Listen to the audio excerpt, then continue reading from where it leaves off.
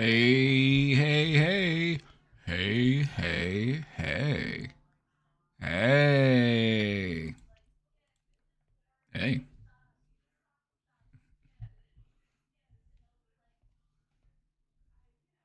You know what day it is.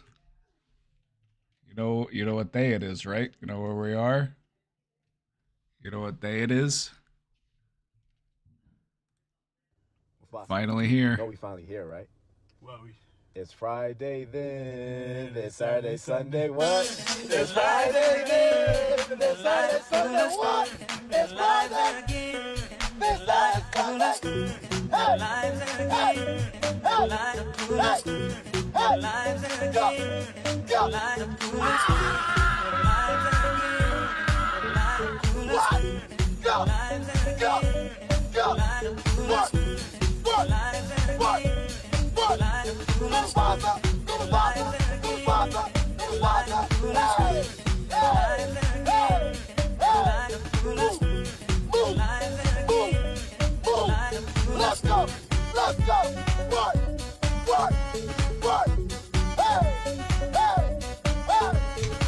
Friday again.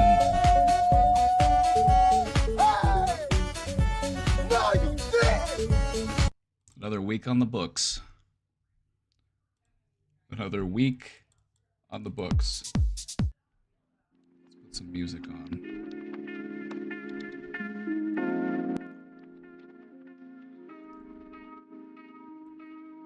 Get that lo-fi going.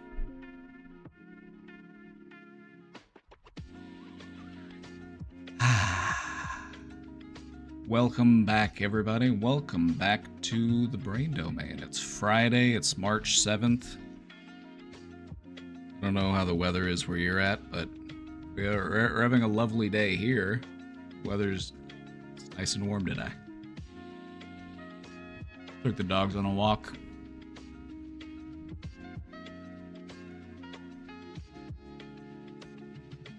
It's a good day.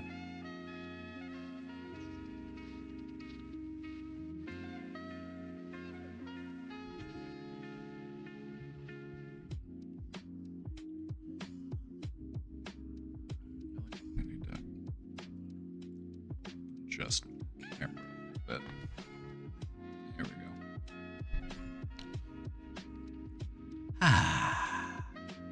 It's Friday. You know what that means? That tomorrow is Saturday, and then the day after that is Sunday.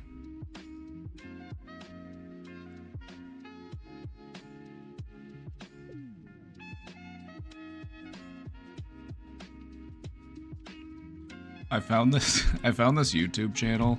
Hold on, I want to show this to you real quick before we get into it. Before we get into it, I just want a quick little side quest.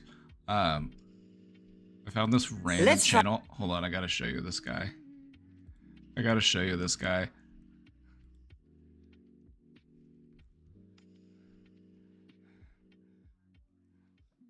I gotta show you this guy. This guy, he's on that raw food lifestyle. He mainly eats fruits, vegetables, nuts, and seeds. So this guy, he just makes a bunch of YouTube shorts and are just like, here is some, he's got this European accent. He's like, here are some crazy fruits that you would never think it's going to taste so incredible. And then he goes, mmm. Whenever he takes a bite, mmm. Very sweet. Let me just show you. Let's try 5 of these crazy fruits. Number 1 is kapuasu. This is how I open it. And then inside, can you imagine like a slimy pineapple? I wish I could get that excited about anything as much as this guy is about eating fruit. You know what I mean? This guy's out here just in the jungle, eating crazy fruit. Living his best life. Mmm. Sour, a little bit sweet, and very refreshing. Number 2, chocolate sapote, or chocolate pudding fruit, and I'll show you why. You ready for the chocolate? Like, where does he get these fruits? I've never seen any of these fruits in my life. Like a chocolate brownie, but it's like one made with low sugar content. Rollinha deliciosa. Beautiful white flesh. Like I don't believe he's like that 24/7. I do believe he is. I think this guy is just built differently. This guy's just built differently. But I watched a few of his videos and he's just eating the craziest fruits. And then every time he takes a bite, he goes, So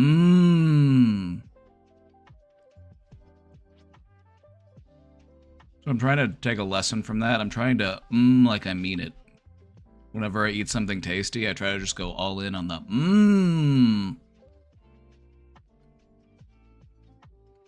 What was the name? This YouTube channel is Fit Shorty.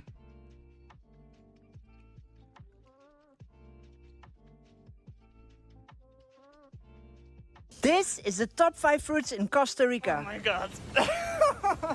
This is the biggest soursop you've ever seen in your life.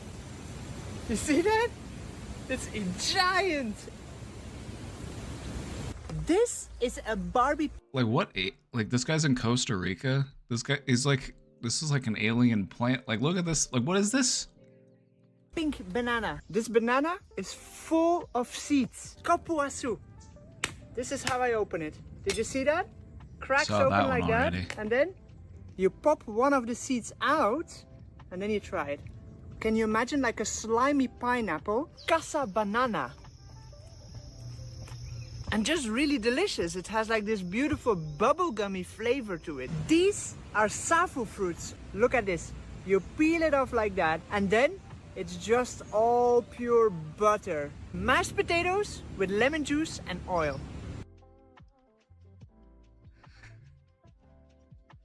Huh. Huh.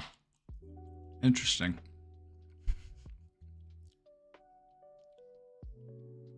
Maybe the fruit is the key to happiness, you know? You know, could be. Could be. That could, you know? I got a regular banana here. I mean, it's also a phone.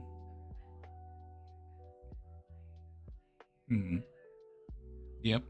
Yeah, no, we're live now. Yeah, no, we're here. What are we doing today? Well, to start off, you know, we're gonna do some questions from the question box. We got the question box going. Still waiting on some submissions to come in though. Sometimes it takes a few minutes.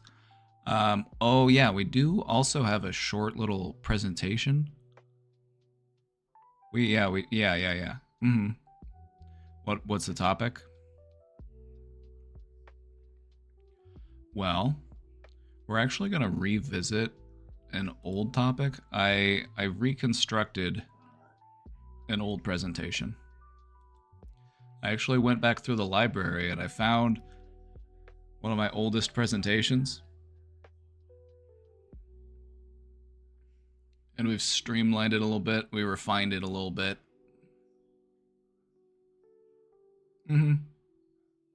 Yeah, no, I think it's better. I think it's actually shorter than it used to be too. I trimmed it up a little bit. There was some excess in the first one. Yeah, those early presentations were kind of rough. I mean, they're not that bad. I mean, I think yeah, but yeah, they've definitely come a long way. Yeah. Right.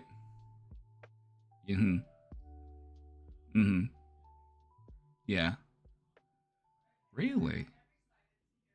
Oh. Well, okay then.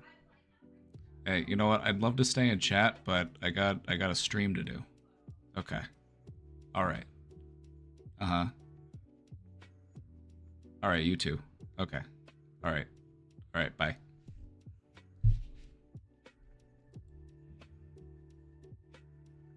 Is this the same banana? No, I ate my old phone. I ate my old phone. I had to get a new phone. I keep doing that. I'm like, fuck. Do you ever just accidentally eat your phone?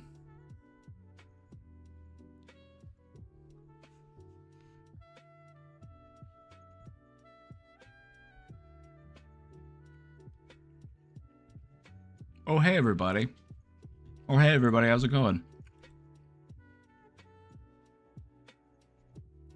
That's right. You heard me right. We are revisiting one of my oldest presentations. One of the very first presentations I did was on this topic. Why is change hard? You know, especially when it's even when it's good change. You know, even when it's positive change, it's still a challenge. So we're gonna revisit that one. I've updated it. It should flow a lot better. I remember the beginning of the presentations. Oh yeah, some of those early presentations, you know, they feel like the ramblings of a madman. I feel like I've really gotten my act together.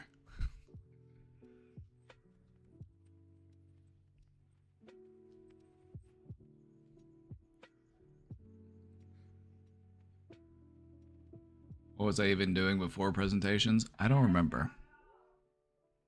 I don't remember. I'm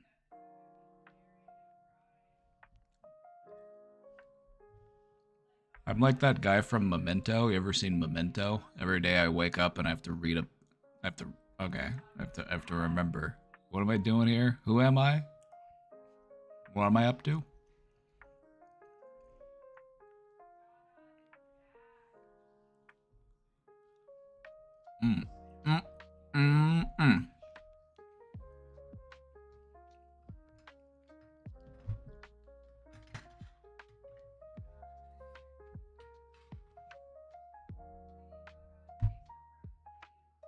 Love Memento. Memento is a fun movie.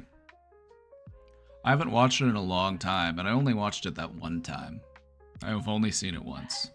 I might need to close my door. Casey's in the other room listening to the new Lady Gaga album, and she's dropping a lot of Yas Gagas. I still need to watch The Matrix. Sounds like a good plan for the weekend.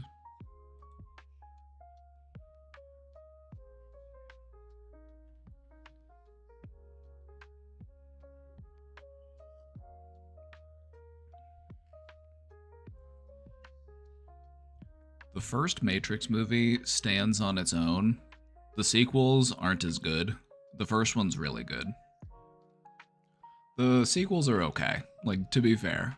But, like, if you were to compare them to the first one, they're definitely not as good. But they're not bad. They're not bad movies. Like, I've seen bad movies. The sequels are, they're fun in their own way.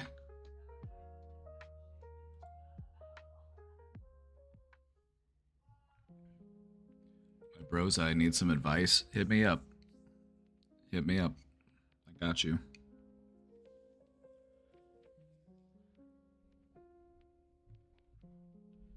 Women's Day is going to be more important. Every day is Women's Day.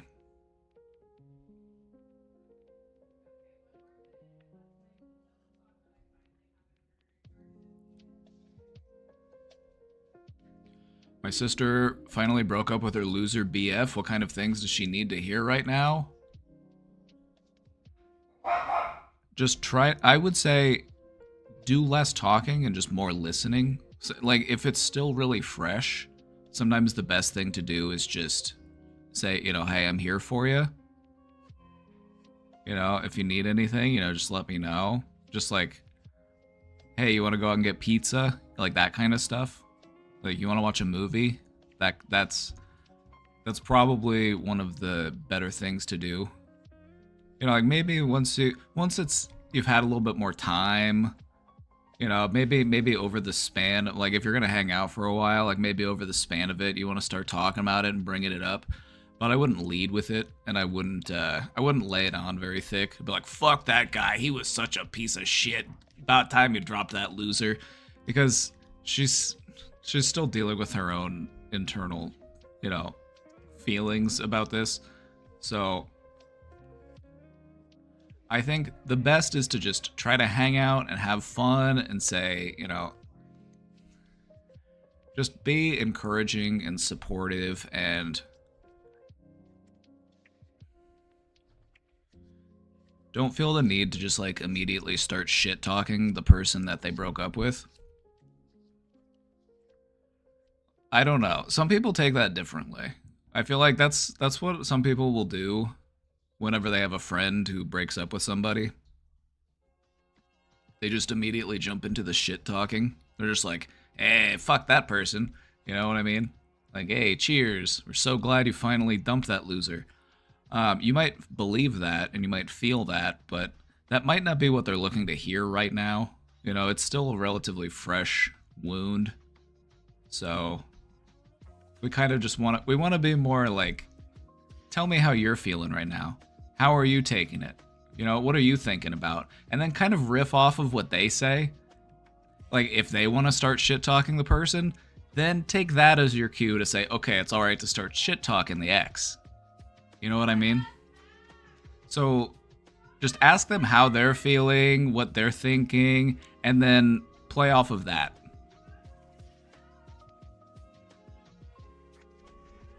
You know what I mean? I already made an executive decision for us to all hang out tonight and maybe drink a little. Hey, it's Friday. That's what Friday is for.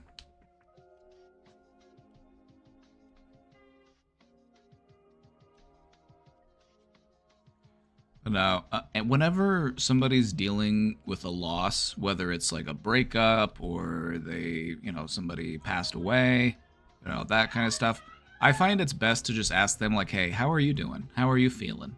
What's on your mind? And then cater my approach based off of what they tell me.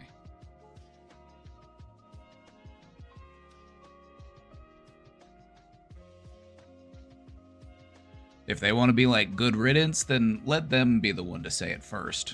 You know what I mean? It's best to just follow their lead.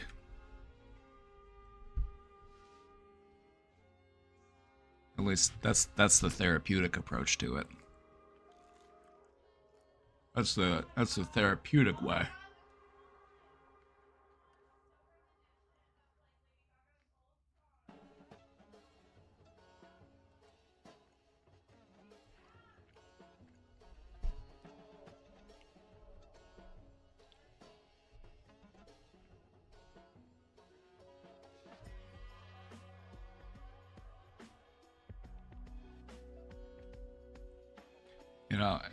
And I say that the reason why we want to do that is because we're not sure what it is that they're looking to hear from us right now. Like, maybe they want us to hear that their ex sucked and that they were a real piece of shit. Like, maybe that's what they want to hear.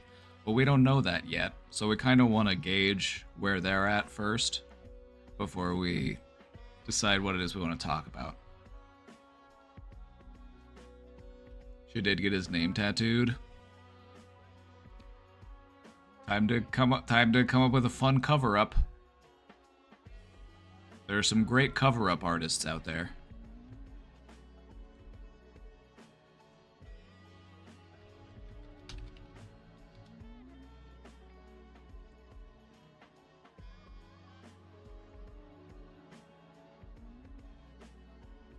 Like here, just look at some of these. Look at this one. They had a tattoo that says Gott mit mir, which is German for God is with me. And look, they got a sweet cover up. You can't even see it. They had that was big text too. Look at the size of that.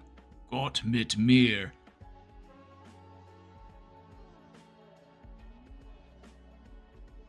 Yeah, some of these tattoo cover-ups are pretty impressive. There are some artists that really specialize in cover-ups. Ooh, that's...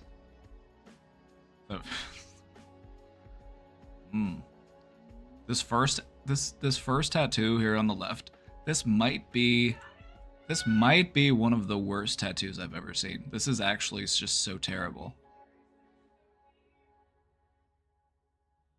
The cover-up's not done, which is why you can still see parts of it underneath, but you can see how they're able to cover up a lot of it.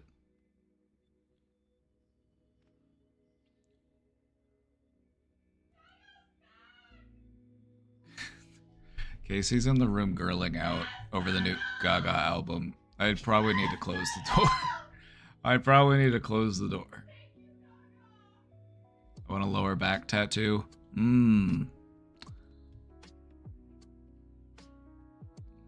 Proceed with caution.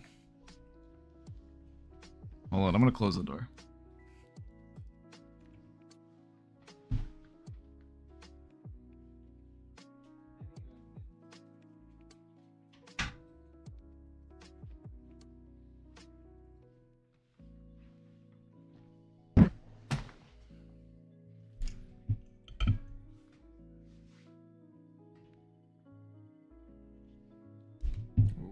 Alright. Oh my god, I can still hear her yes gagaing. Close the door, it wasn't enough. I think her door's open too, which is I need to go close her door.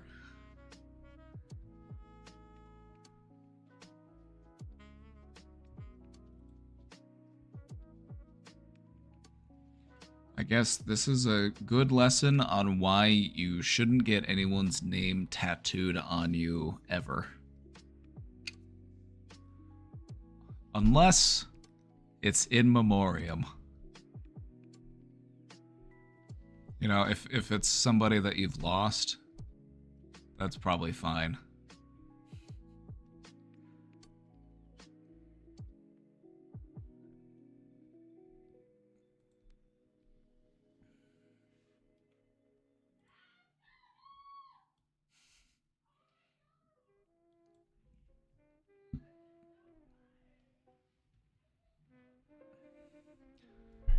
I'm having a hard time. This actually came in this came in yesterday, but it came in right at the end, so we didn't get it.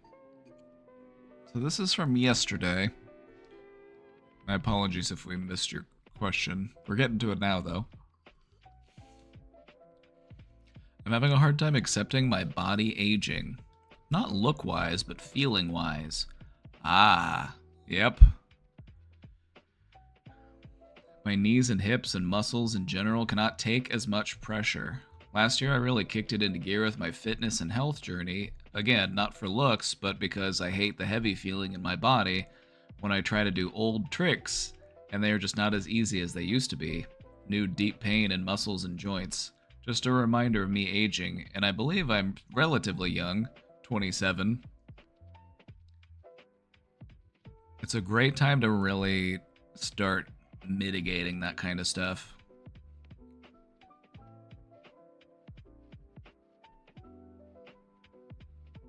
You know, when I was around the same age, that's when I was trying to do more to, you know, keep my body loose. You know, more stretching, more yoga. You get out the foam roller. It's really important. The older you get, you got to stay on top of it. In many ways, it is pretty manageable. In some ways, you might even be able to find more strength and more relief, you know, just doing like deep hip stretches and, you know, stuff that you just haven't really had to do before. Like I would say, I remember feeling a certain way when I was in my late 20s and now I'm in my mid 30s. And, you know, the work that I've done, I would say that I probably feel about the same, if not even perhaps a little better, like than I was then. So it definitely is something you can manage. And so I would just try to remain optimistic about it. You know, you're still pretty young. Your body's healing factor is still pretty good.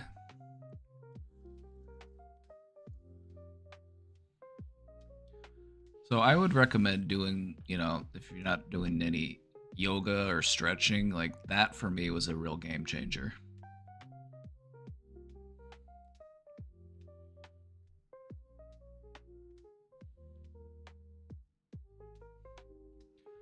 I did competitive and school cheer from the age of 7 to 22, so I'm sure I took a big toll on my body, but I'm highly dedicated to figuring out how to take the pain out of my body and heal my joints and stuff.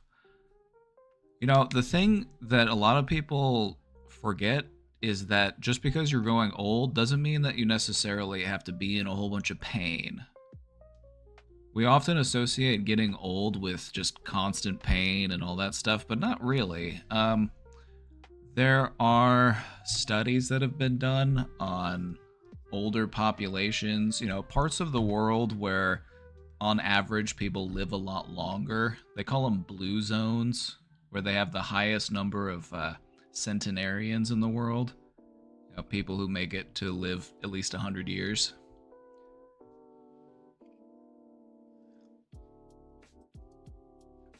And that low impact, just flexibility, mobility, you know, staying active, you know, getting up, sitting down, you know, moving around, bending over, you know, just these people, they're 100 years old, but they're still, you know, cooking their meals. They're still out working in their gardens. They're still, you know, upkeeping their home and things like that.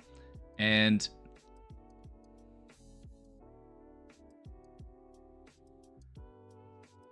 That's one of the best ways to stay, you know, pain-free, or at least minimum amount of pain when you get old. Doing things like Tai Chi. Oh yeah, Loma Linda, California. Loma Linda, California does feel a little bit culty to me. It's like a wellness cult, kind of.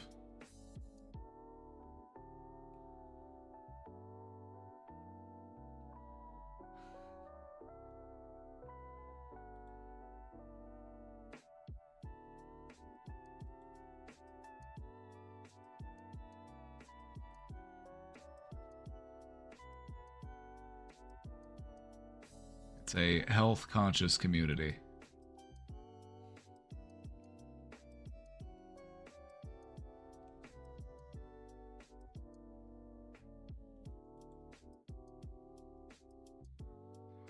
Oh dang, did I miss the answer to this question? We're still talking about it. The thought of potentially not being mobile in old age got real to me at the young age of 27. Just wanted to share. Does anyone else get this fear or can relate? Oh yeah, no, definitely. Like, when you wake up one day and you have an unusual pain out of nowhere, it's like you slept wrong or something, or you bent over and picked something up, you threw your back out, you twisted your knee, you got a crick in your neck, that kind of shit. It's kind of a wake-up call. And you're like, oh, okay, that's new, that hurts, this sucks. We want to get it under control. Things like yoga, Tai Chi, you know, mindful, slow, but still meaningful exercises. It's a good way to just have that full range of motion, you know, work those core muscles, help to mitigate the effects of aging. Yeah, you can hear Casey screeching in the background. She's very excited about the new Lady Gaga album, which I am too, but I haven't listened to it yet. I was going to listen to it on my headphones.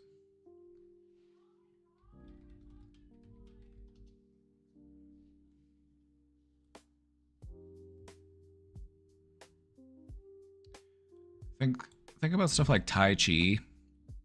Old people love Tai Chi.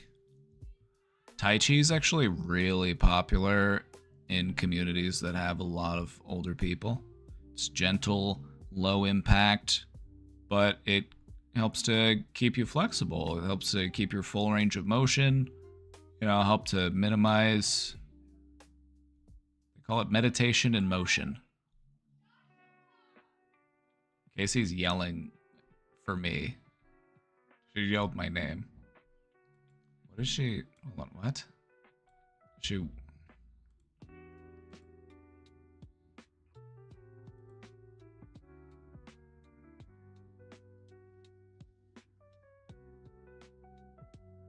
My advice would be get a yoga mat, get a foam roller.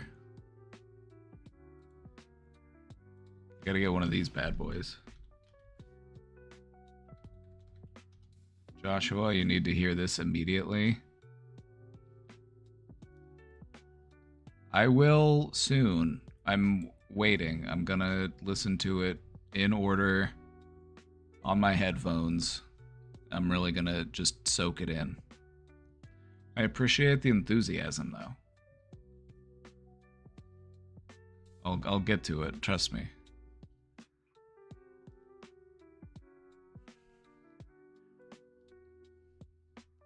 Believe me, I want to. Believe me, I want to, but I'm streaming to YouTube right now. I can't rebroadcast that music. I'm gonna get copy striked.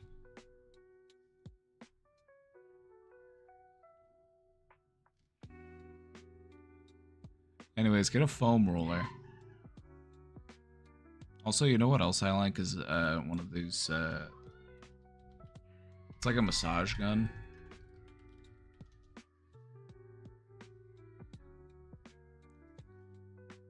These things are pretty nice.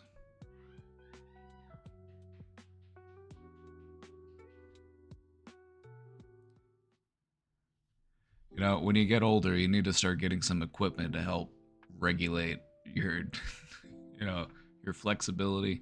Why do Americans turn everything into a gun? The fuck did you just say? What'd you just say?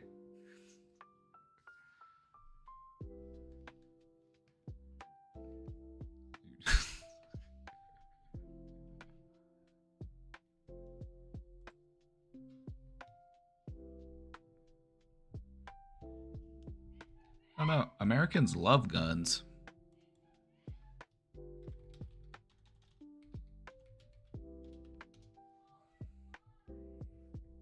They even give them to children. Like, look at this. Look at this. This one has this. This one has magazines.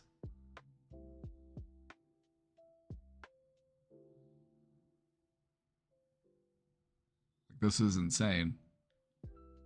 Look at this one. Fucking sniper rifle. Look at this kid.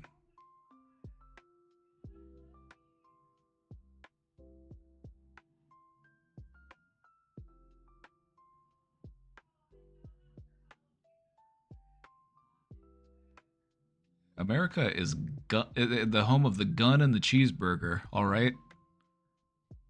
You're dying by one or the other in America, baby. Either the gun or the cheeseburger. Pick one.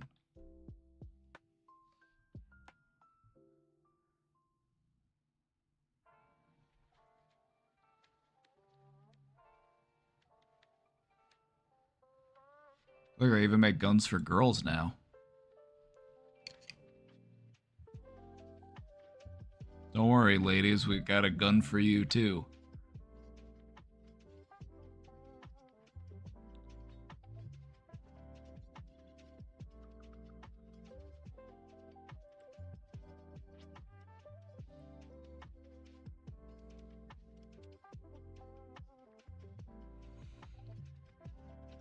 Getting old sucks, but do some mindful workouts of those parts of your body. You can manage it.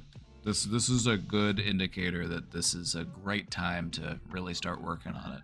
27 is a good age to really start hammering down on the flexibility and the mobility, that kind of stuff. You don't even have to do anything too crazy.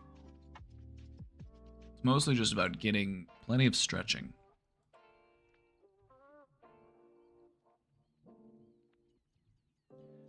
Don't forget that stretching is exercise. We often associate stretching as something you do before exercise, but stretching is an exercise in and of itself. I don't like to do too many, like I'll do other exercises, don't get me wrong. Sometimes I'll lift some weights. You know, I'll do some other stuff. But stretching's my favorite exercise.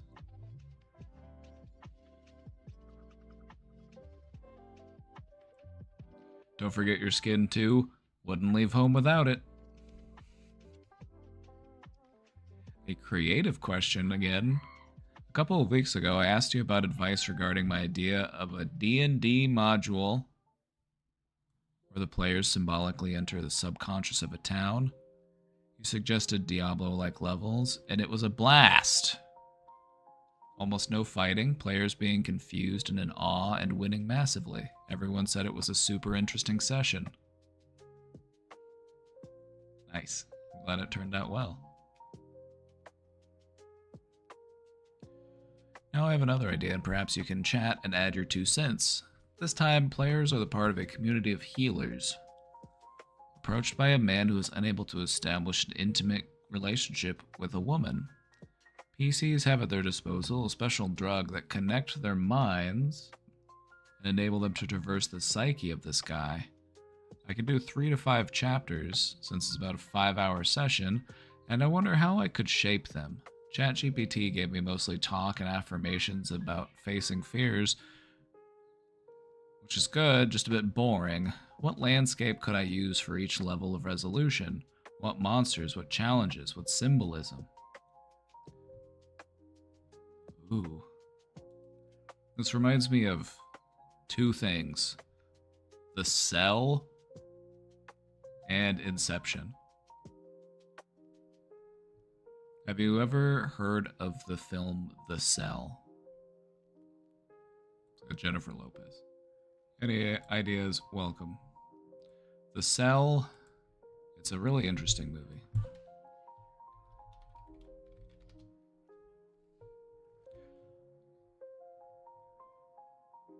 Jennifer Lopez goes into the mind of a serial killer, and it's full of all of this, you know, she's basically inside of his head, so it's got all of this symbolism and very artistic costumes and set designs and stuff.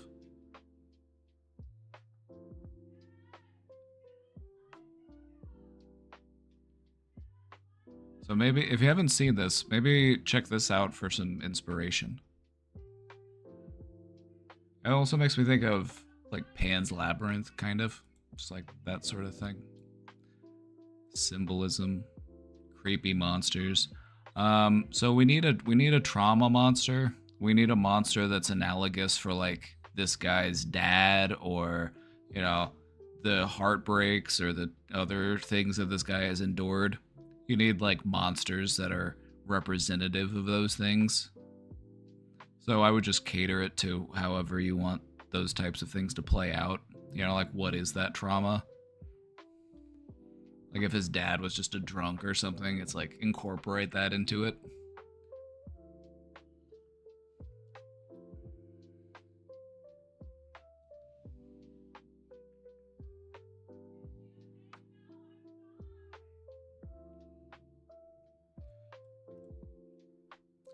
If you're gonna do multiple chapters, maybe have each chapter go like into a deeper level of this guy's psyche as you approach nearer and nearer to whatever it is that's creating this underlying issue.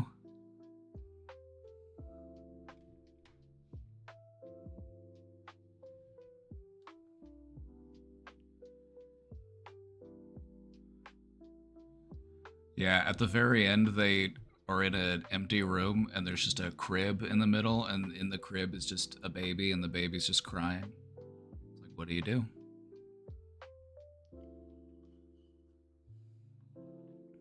I don't know. There's all sorts of fun ways you could take this. Your imagination's the limit here.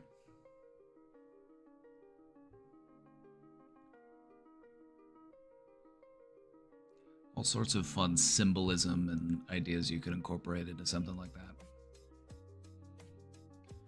It's heartbreaking. Well, the thing is if they get to the final level and it's a baby crying, it's like you gotta pick the baby up. You just gotta rock the baby.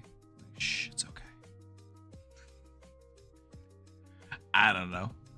Just some ideas.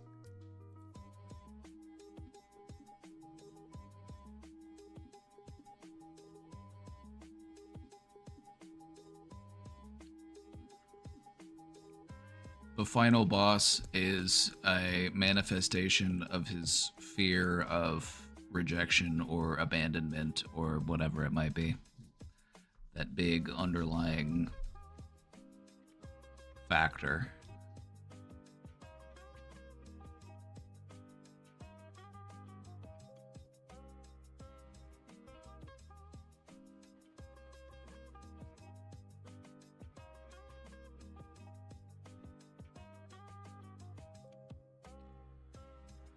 I have to video myself dancing and demonstrating moving for a class. How do I stop being so self-critical of my body/appearance? Only my professor will see it, but I'm still just worried about looking dumb and just not being as fit as I would want. How do I get rid of the idea of being too fat to dance/perform?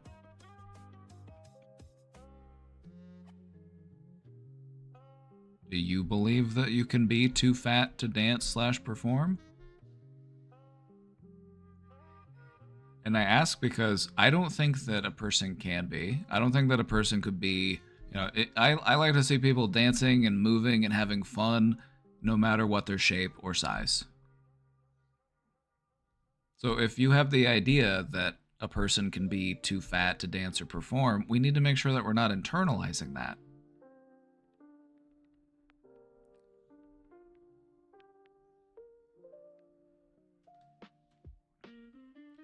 Remember, your professor sees you already, you know, so just seeing you dance isn't really much different. I would suggest just trying to lose yourself in the movement. That's how I have the most fun when I'm dancing. Just lose yourself in the music. Just get caught in the flow of it. Just hit the record button, do your thing, and then send it. You don't even have to watch it if you don't want to. I mean, maybe at least look at it to make sure that it filmed properly. But you don't have to watch it if you don't want to.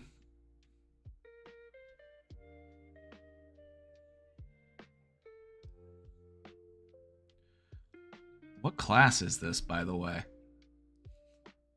What class are we in that we're filming a video of ourselves dancing and moving and only our teacher's gonna see it? I never. What class is this? I'm wondering now. I'm like, hopefully this isn't a math class, or like, why is my teacher collecting private films of us dancing?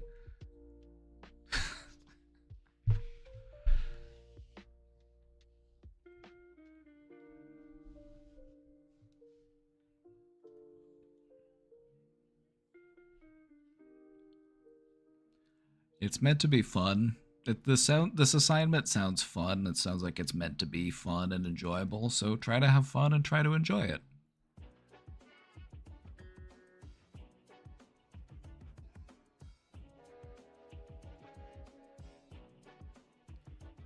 We internalize unrealistic media standards and feel insecure, all of us. It's true. It's true. You know, no matter who you are given an idea about what you should look like. And to not look that way is wrong. So we feel bad about ourselves. We feel insecure. You know, maybe you don't have the jawline. Maybe you don't have the stomach. Maybe you don't have the butt. You know?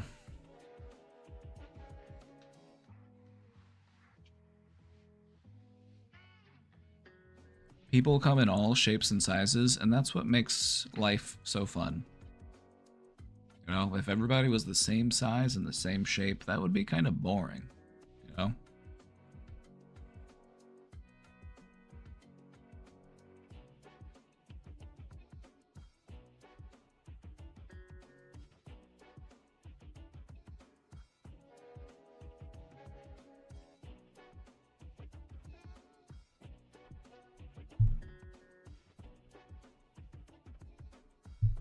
I guess just think of it this way. Let's say that you were the one watching a video of someone else who was your shape, your size, doing whatever you were doing. Just imagine that you had to watch a video of someone else doing that. How would you feel about them doing it? You know, would you think that there was something wrong with what they're doing? Or would you think, you know, hey, good for them. It looks like they're having fun.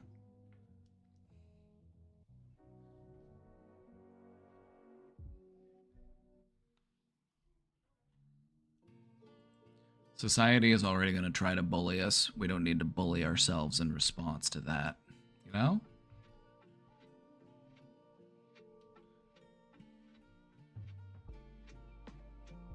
Life's short enough as it is. We need more time dancing and less time worrying about how people perceive us. Some people might think that you look silly for dancing, but I say that other people look silly for standing still. Especially when there's music playing.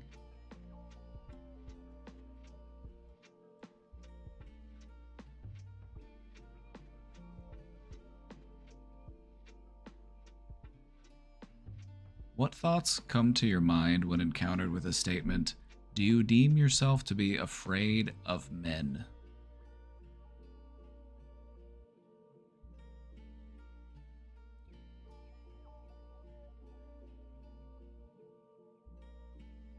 I'm assuming this is a question that someone asked you. Oh, I'll answer this for me specifically. If someone asks me, do you deem yourself to be afraid of men? Reasonably so. You know, people can be unpredictable. You know, people can be impulsive and hasty. People can be, you know, People can be dangerous sometimes. So it's nice to have an awareness of that, and it's nice to feel prepared in that way. But I wouldn't say that I'm afraid.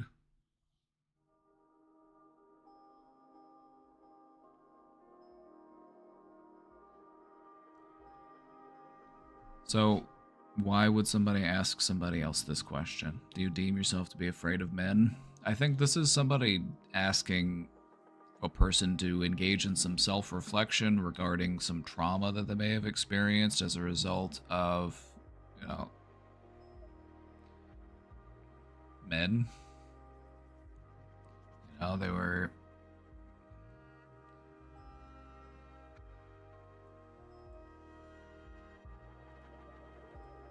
being assaulted by a person can make you a bit more fearful of other people that share the same physical characteristics as the person that assaulted you.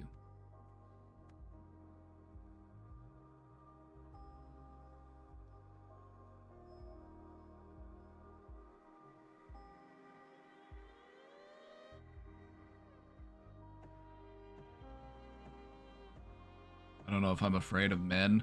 That's because you know where the nuts are. If you know where the nuts are and you know how to kick hard, then you shouldn't really have much to fear. And if you're worried that he's going to catch your kick or something and stop you from being able to kick him in the balls, then do one of these first. What's that? And then when he's looking the other way, then you kick him in the nuts.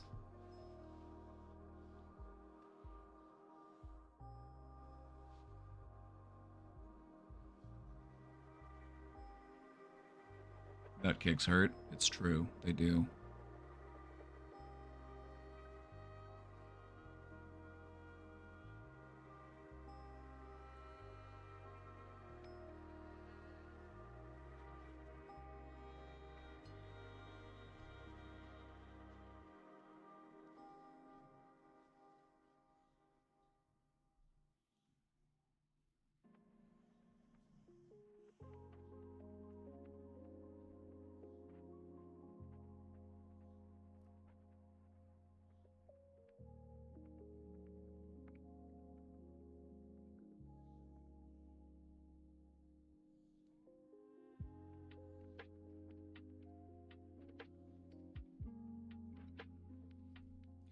I've heard how a lot of men talk to and about women, so I have reason to not really trust most men. Fair. I would say that, just to be fair, I feel like whenever we're talking amongst our peers, if you have a group of men and you're talking about women, or if you have a group of women and you're talking about men, there might be a fair amount of generalizations that are made. There might even be some objectification. Are men probably worse about it? Yeah, probably. Just in my experience.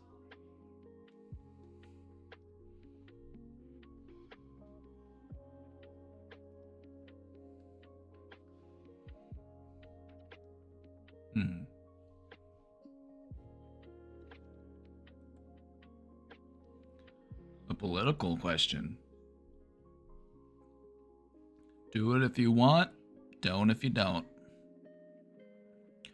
Why do all right-wing leaders of today seem so weak as people? Full of themselves, pouty egomaniacs. And a hot take, Germany's mustache man really felt like a real force of history. Speeches, the fervor. He was also cranked down on meth, by the way. Don't forget that part. Don't forget that part. That'll really ramp somebody's energy up.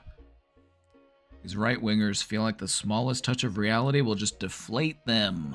Thoughts? Well,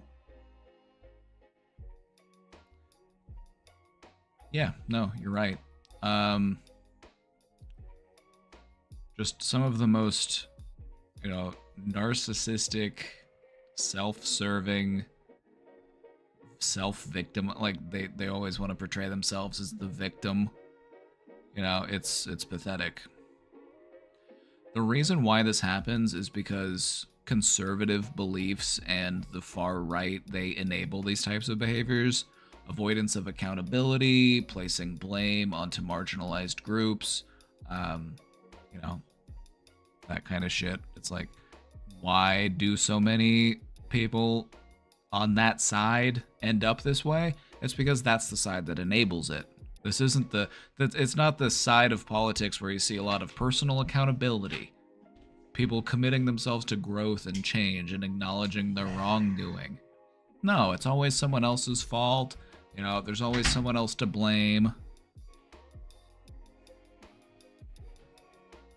So I think that's why you see so many on that side following this type of behavioral playbook, is because that's the side that enables it.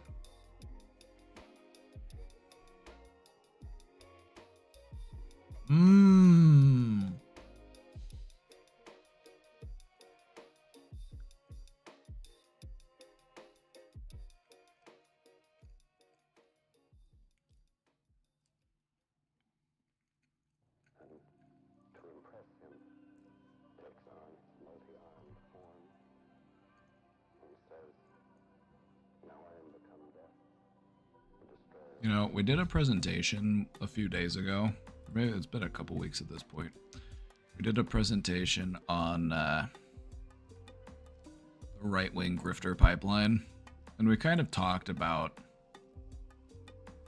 why this happens.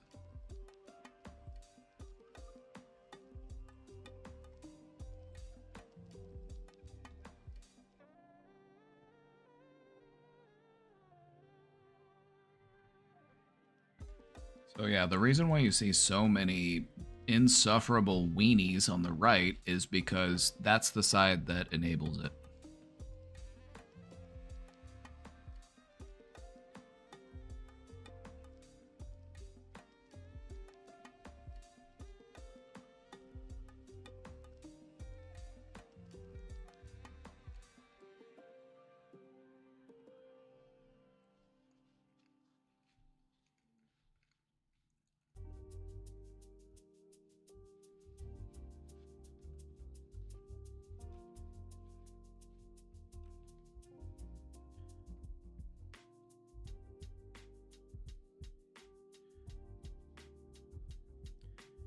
Yeah, like in reality, a lot of people on that side are just self-serving cowards, and you know, they're just a lot of hot air.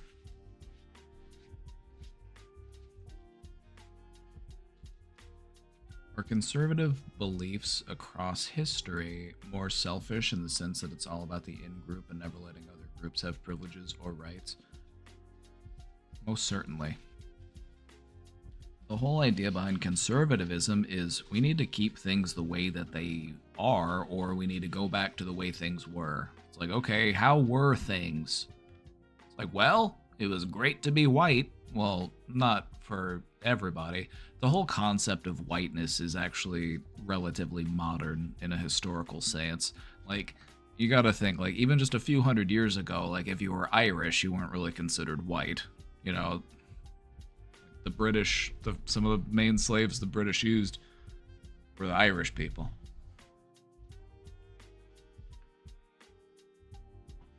But no, it's finding a sense of superiority and overcoming your own crippling insecurities by feeling superior to someone else. So just think, what type of person needs to feel superior to someone else in order to feel good about themselves? Somebody who's pretty pathetic, somebody who doesn't have a lot going for them, somebody who's deeply insecure.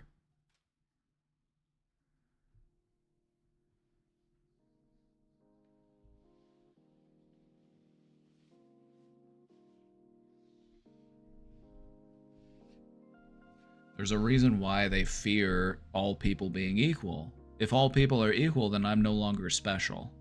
And I need to be special. Because otherwise I feel bad about myself. I feel insecure. I feel, you know...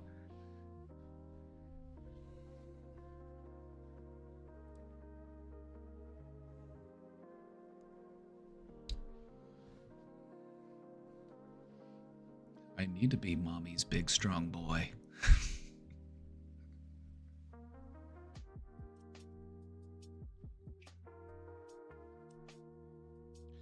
Yep.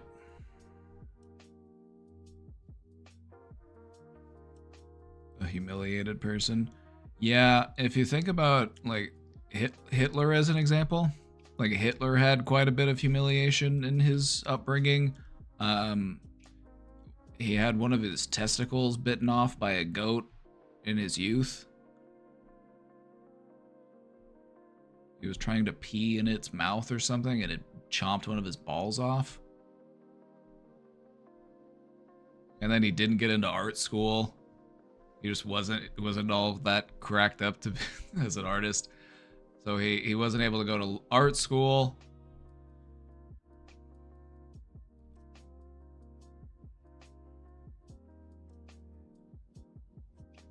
I did not know this story.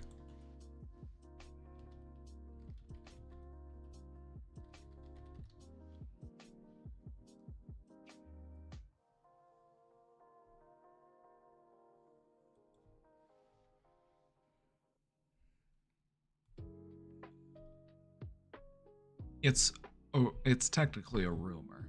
The possible monarchism of Adolf Hitler. The possibility that Adolf Hitler had only one testicle has been a fringe subject amongst historians and academics researching the Nazi leader. I guess I'm fringe now?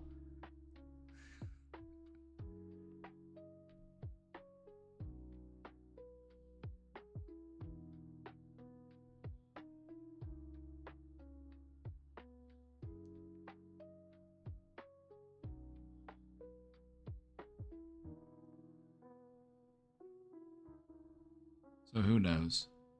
This was the story that I heard. Could very well just have been a rumor.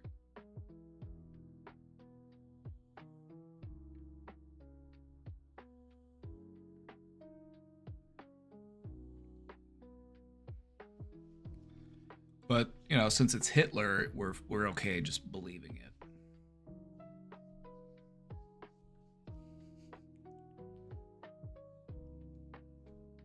Like, yeah, sure. That sounds good to me.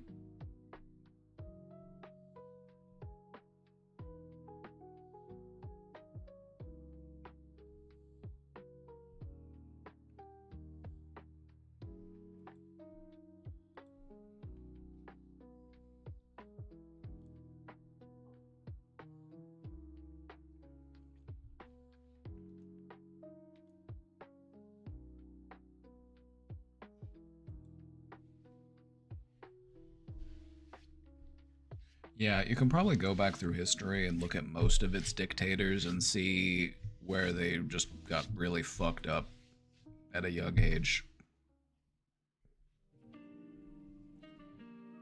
So that's why whenever anybody is like, "Hey, would you go back in time and kill a baby dictator?" You know, would you go back in time and kill them as a baby? I'm like, no, that's a baby. Why would I go back in time and kill a baby? I would kidnap them and then raise them differently.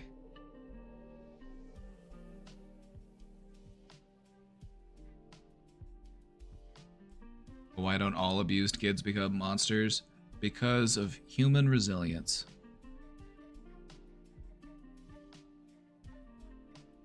Some of us are just built differently. Also, you have to consider what sort of coping skills you were taught. You know, are you taught to displace blame onto other people for your suffering? Or were you taught to hold yourself accountable for your own faults?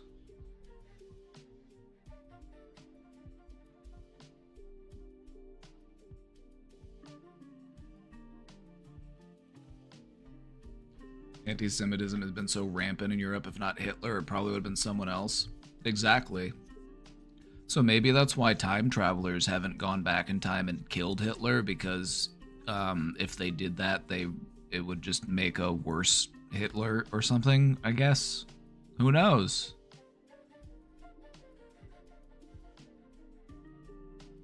Yeah, what if you go back in time and kill Hitler and then you get Mega Hitler and he was way worse? That's why you don't fuck around with time travel.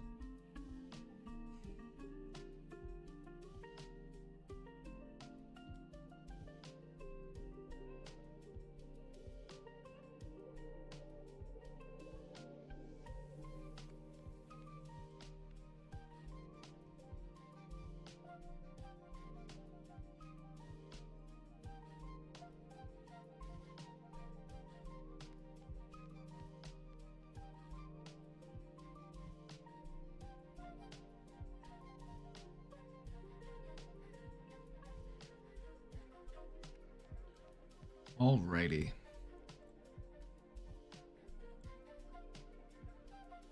I'm gonna go ahead and pull the presentation up here.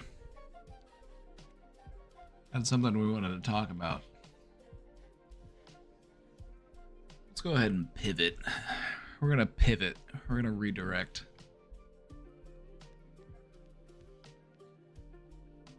One of the first presentations I put together was why change is hard. You know, change is something that we oftentimes feel like we want, especially when we can recognize it as good change, but for some reason it's still difficult to do. So why is change hard?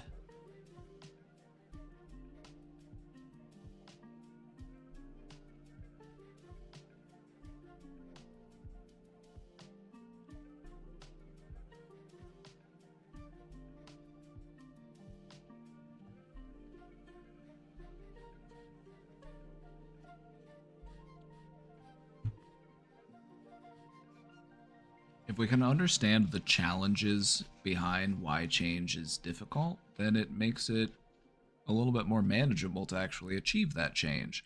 So that's why we'll be talking about it today. Because maybe there's some changes that you're hoping to make in your life. So let's see what we can do to maybe make that a little bit easier to accomplish.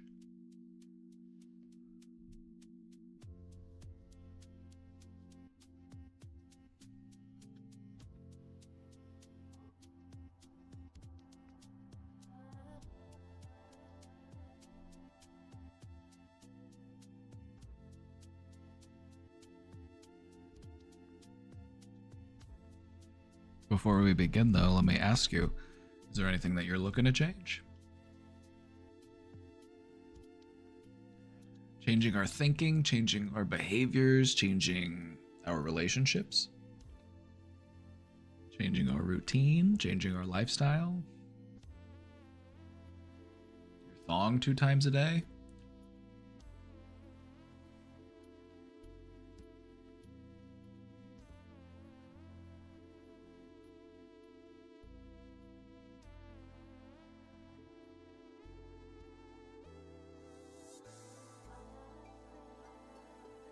Maybe you're wanting to change your self-perspective, you know? What is it that I think of myself? Maybe I want to change how I view myself. Maybe I want to change from somebody that I tolerate into somebody that I actually like.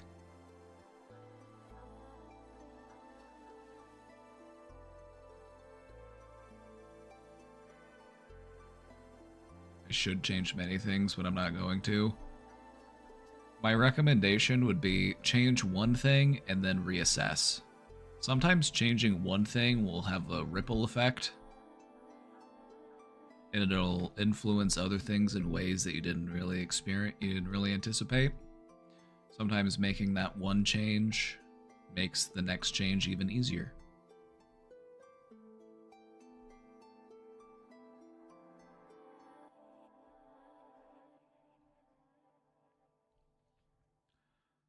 My almost entire conscious and subconscious, it's a lot of work. That is a lot of work. It's like reprogramming an entire operating system. Like, do we need to throw out the baby with the bathwater? Maybe we could start smaller and go from there.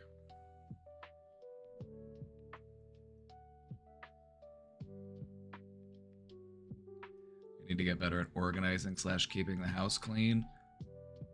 It's very freeing to do that.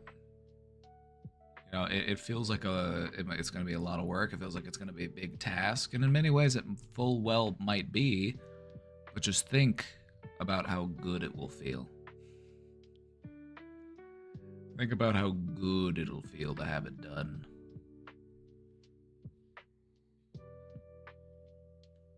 Routines keep me sane.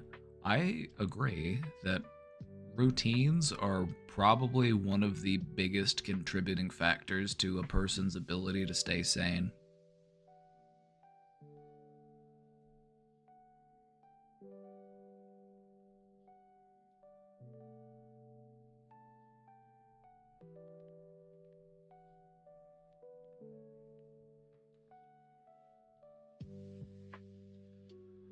Also, as far as keeping the house clean, you got to remember that once it's in a place where it's more organized, it's tidy, cleaning up is not such a big ordeal. You know, it's mostly just maintenance.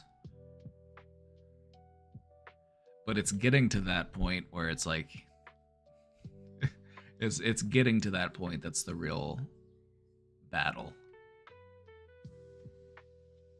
But yeah, it's a lot easier to keep it clean once it's clean already.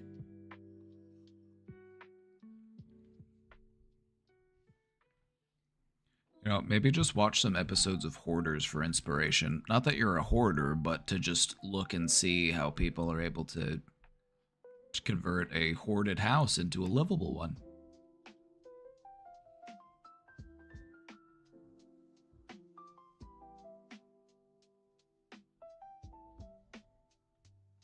You can get to appreciate the maintenance part.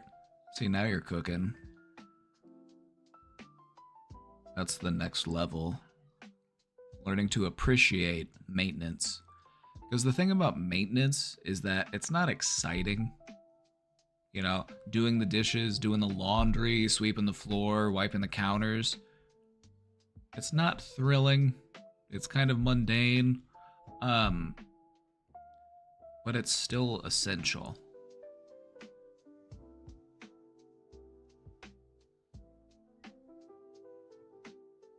It is something that you can learn to enjoy.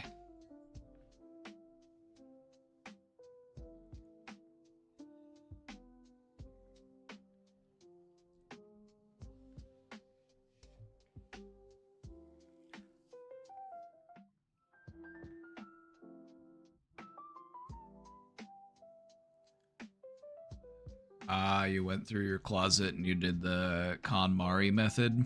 It's a good method. It's a good technique. So to take that and apply it into your next venture.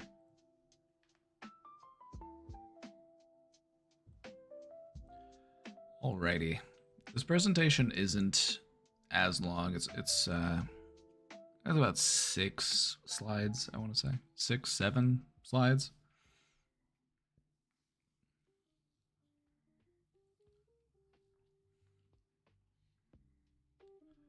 We've got some good info.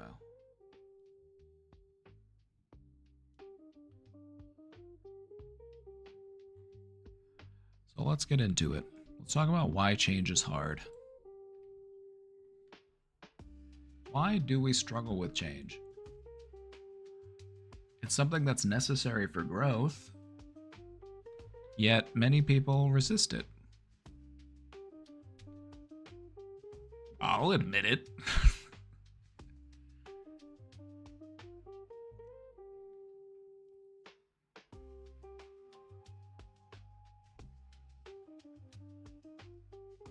Even positive changes can be difficult. They can be overwhelming, even if it's a change for good. You know, like think about hoarders. You know, since I was talking about hoarders a minute ago, this person's got a house and it's full of garbage, and they're like, I don't know. You know, having a clean house, it sounds nice, but I don't know if I want to get rid of all these newspapers, all these plastic bags.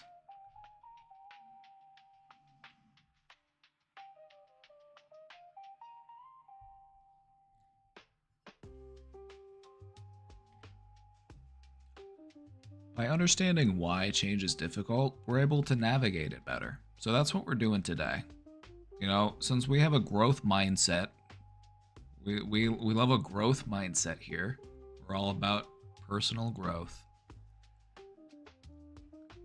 It helps to understand why change is challenging.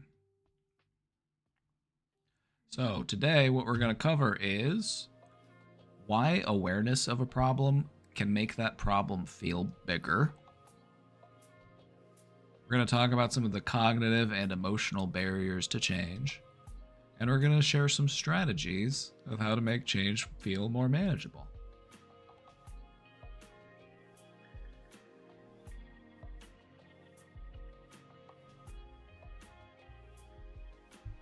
So let's get to it.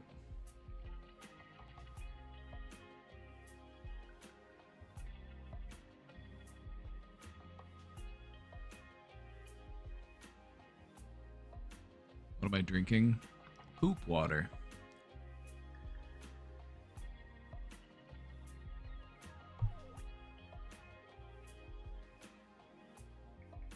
All right. Let's talk about something that I like to call the awareness effect.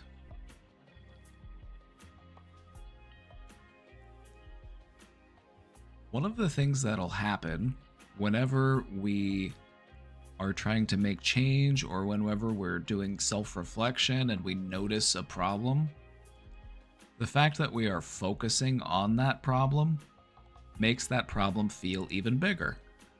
It's kind of like looking at it under a microscope. So this applies to anything about you that is something that you might want to change about yourself. You know, maybe I feel socially anxious, maybe I feel, you know, like maybe I'm a little bit too hasty, maybe I'm quick to anger, maybe I'm a little avoidant, whatever it might be. When we notice that problem and we become more aware of that problem, it makes the problem feel bigger because we're taking a closer look at it. The problem was always there, and it was always the size that it is, but the act of perceiving it and looking at it makes it feel larger. Does that make sense?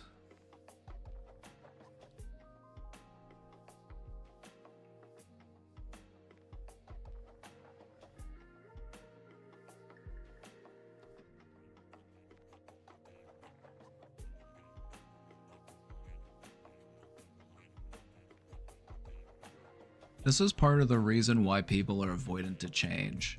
Because as soon as you start doing that self-reflection and you become more aware of what it is that I need to change, you're like, ooh, that feels like an even bigger problem than I thought it was.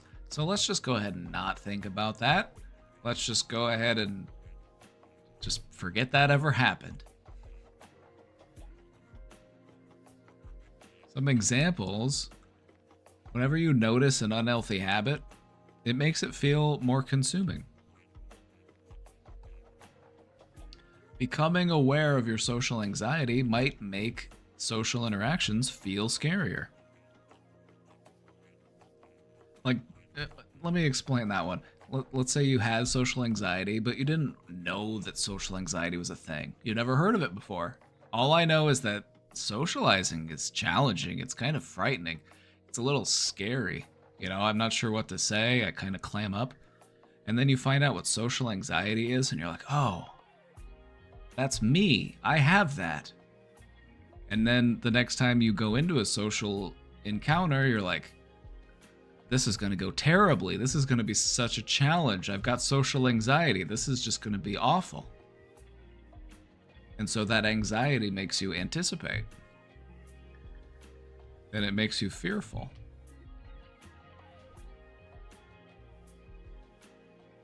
The reason why this happens is because when we have a higher level of cognitive focus, meaning that we're just more aware of it, we're able to think about it more, it creates a higher level of emotional response. It's important to remember that the issue itself isn't actually growing, it just feels more significant.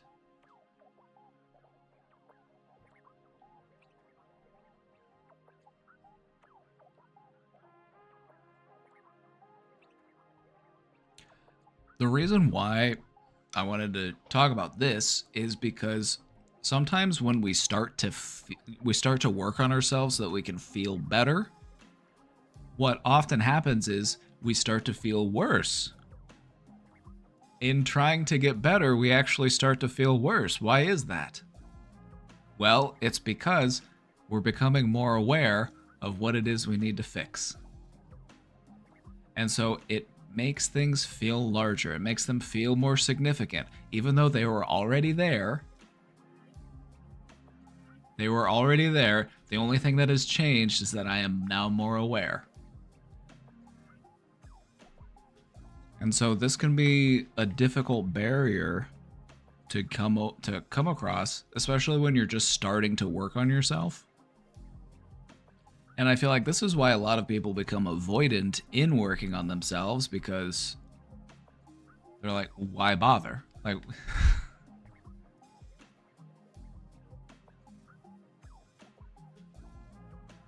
that makes sense? You follow what I'm getting at? You picking up what I'm putting down?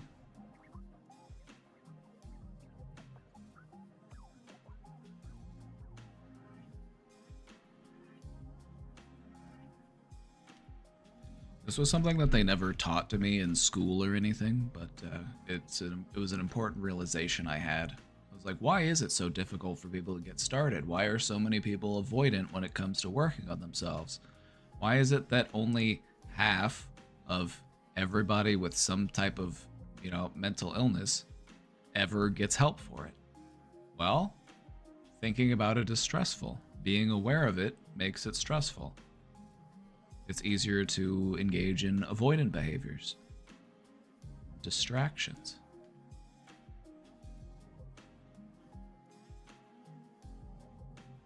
So if you're working on something in your life and it feels like it's getting worse, it might not actually be getting worse. You might just be becoming more aware of it.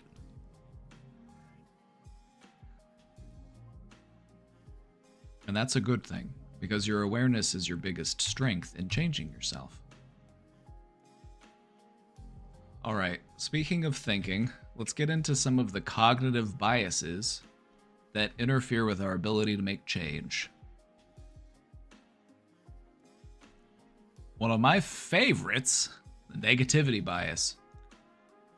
Did you know that negative information has a 2 times multiplier in your brain?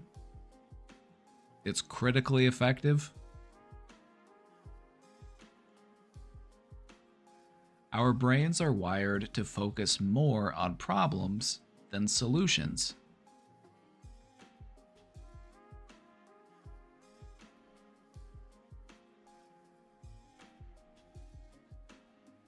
And as a result, this can make difficulties seem more overwhelming than they actually are.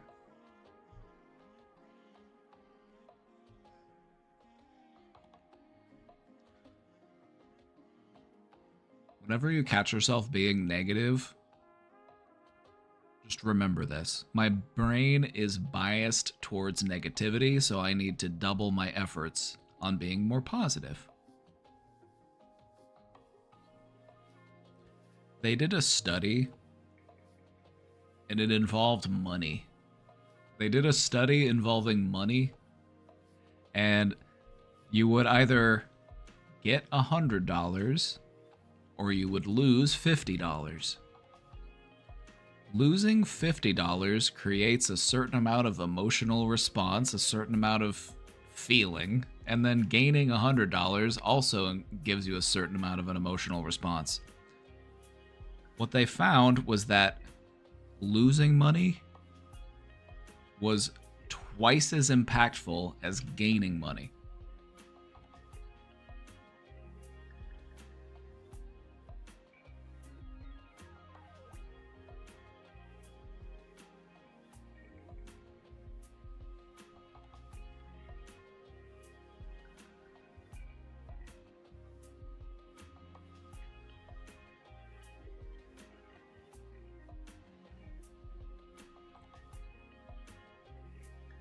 Another common bias is the status quo. We often prefer a familiar discomfort because change might be uncertain. There's a certain fear of the unknown, and the unknown is associated with risk. I don't know what's hiding in that bush. I don't know what's waiting around that corner. Could be a saber-toothed tiger.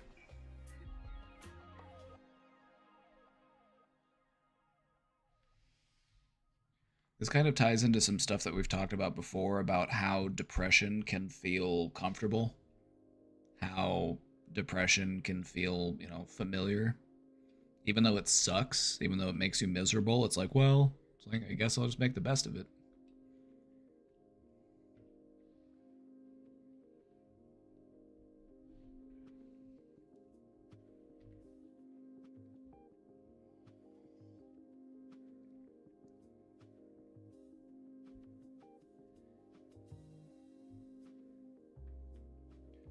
That's why it's important to ask yourself what could go right and not just ask yourself what could go wrong. It's important to weigh out both of those things.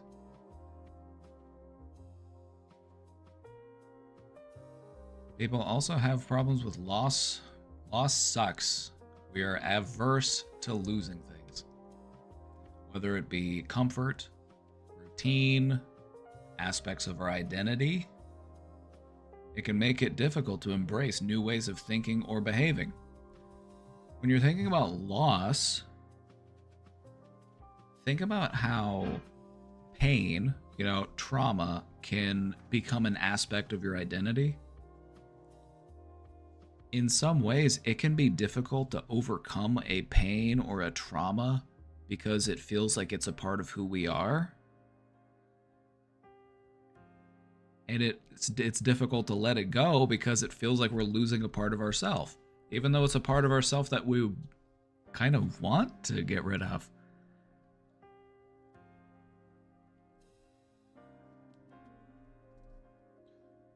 Loss aversion and status quo bias related? Yes. Oh, definitely.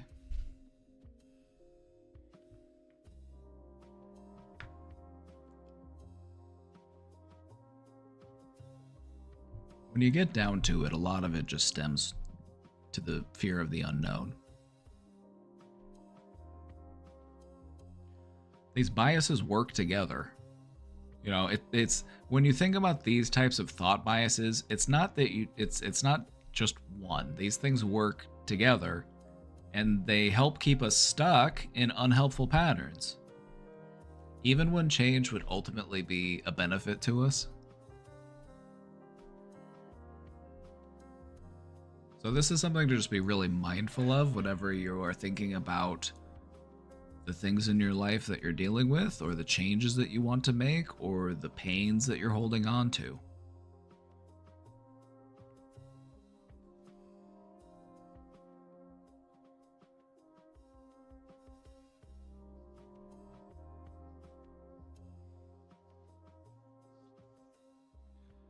I think one of the most important realizations that I made as a psychologist would be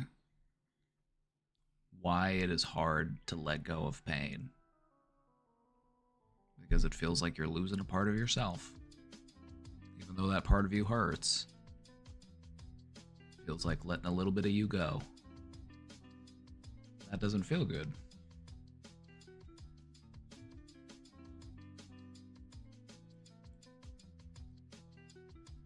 Let's take a moment to talk about emotional resistance. When we're making changes, it often makes us challenge our self-perception. It makes us question who we are. It makes us question what we're capable of.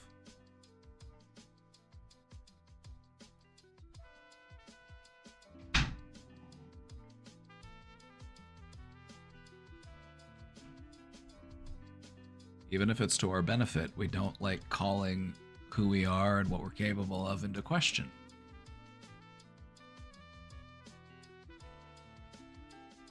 That discomfort and that self-doubt can make even small steps towards change feel overwhelming. Even if that small step towards change is just getting out of bed, just taking a shower, combing your hair, putting on some clean clothes, going for a little walk. The human brain has an incredible ability to hype things up, even when it's small stuff. We really have a incredible way to turn molehills into mountains.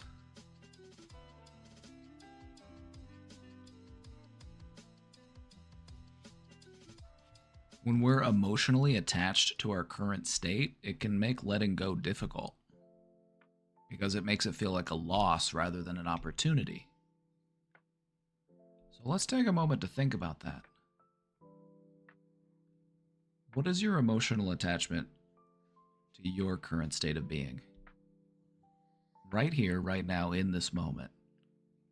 How emotionally attached are you to you, the idea of you, your perspective of yourself.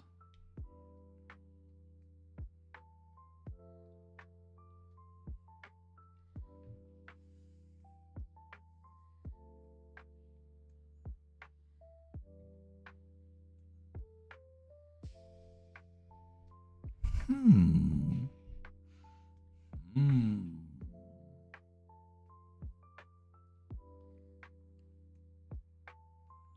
Even when the situation that we're in or our current state that we're in sucks, it can still feel like a loss to let it go. And I just want you to remember that, especially if you're trying to pull yourself out of a crappy situation,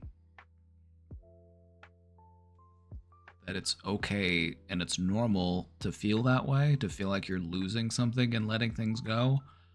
But this is something that you want to let go of. It's going to free up space. It's going to free up your emotional energy.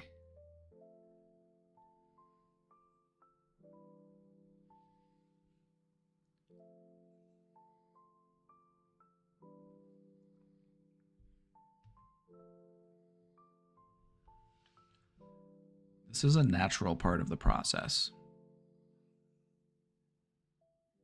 It's a natural part of the process. But by recognizing it, it can help us move through it more effectively.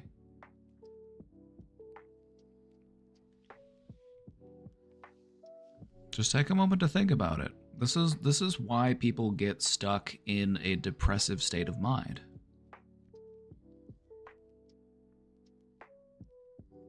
I feel like I'm losing my idea of who I am. If the idea of who you are isn't serving you, though, it's probably good to let that idea of you go. So just be mindful of the things that you're holding on to. We want to let go of the things that don't serve us, especially when it comes to our own thinking.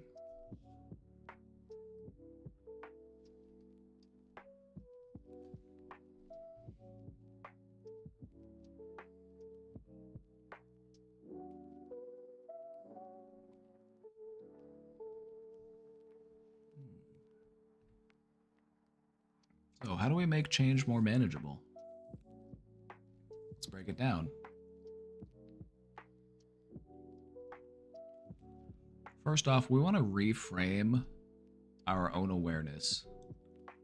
When we recognize that there is a problem, this isn't a sign of failure, this is actually a sign of progress. Because it is through that awareness that we actually have the power to address it. So when you recognize that there are things about you or things within you that you would like to change, this doesn't mean that there's anything wrong with you. This is you taking a step forward. This is you making progress. This is you learning how to let those things go.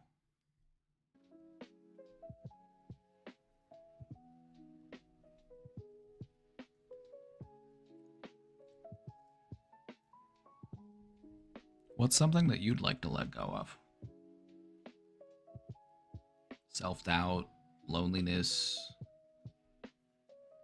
frustration, guilt, grief, shame, anger, resentment.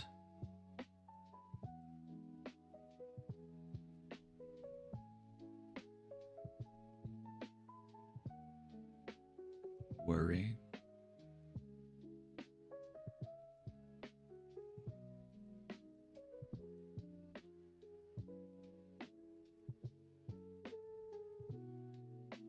Boredom. The cure for boredom is to learn how to meditate. Then you don't get bored anymore. Then whenever you would have otherwise been bored, you're like, well, I guess I'll meditate, because meditating feels nice.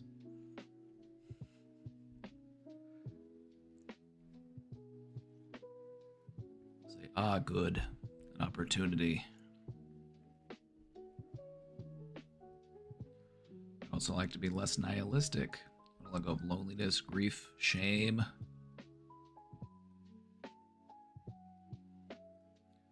Take a moment and just imagine those things that you want to let go of. as if you could just hold them in your hand. What do they feel like in your hand if you were to hold on to those things? Are they hard and rigid? Are they spiky? Are they smooth? Are they hot? Are they cold? Heavy. Probably pretty heavy.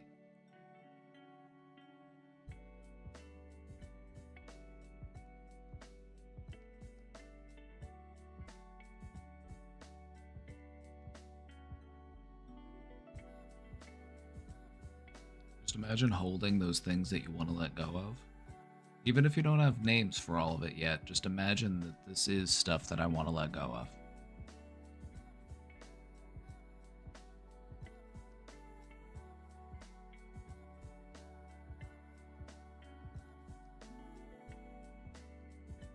Now, instead of throwing it away, because if you try to just take whatever you're holding on to and just throw it away, sometimes you might not be able to throw it that far. It might be a little too heavy. Maybe it's sticky and it kind of sticks to your hand so you can't throw it. Just imagine opening your hand and just letting those things go. Just imagine that they drift away.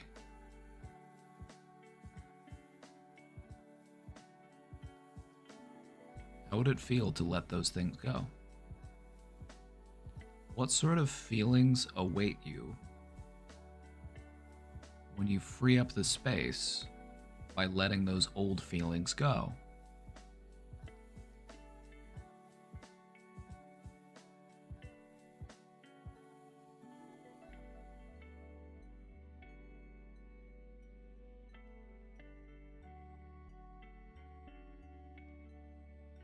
Feel like they're still in the background.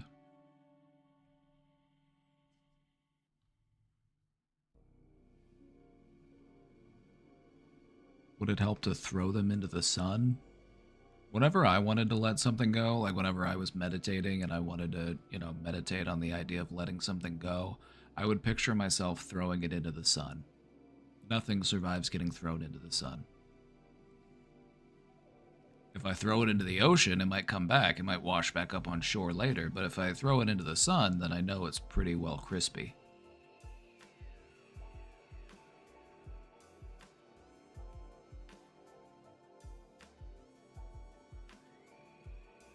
Just continue to focus on the amount of distance that you put between you and that object, that thing that you're trying to let go of. Is it connected to you in some way? Do you need to cut the cord? Do you need to pull out your sword and just give it a little snick?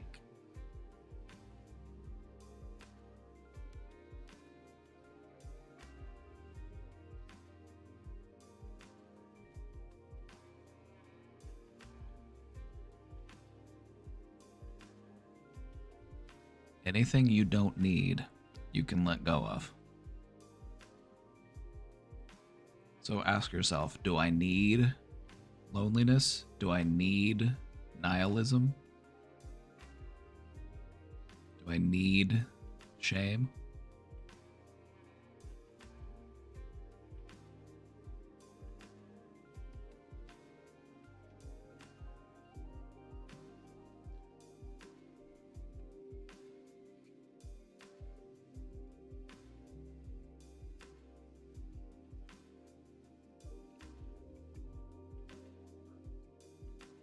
Kind of like a nasty slime that even if parts fall away, bits stick and then grow back. Then it sounds like you need to introduce a new microorganism that eats that slime, something that can replace it. Maybe gratitude?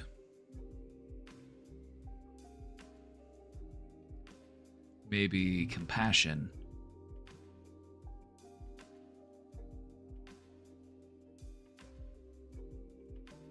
Maybe drown it in an ocean of love. That might work.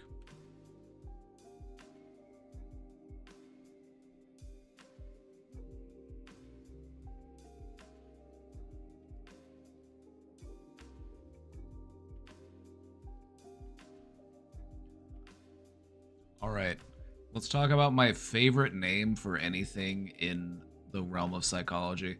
They refer to this as chunking, which That's the name. Chunking. It's about breaking a change down into smaller, manageable steps.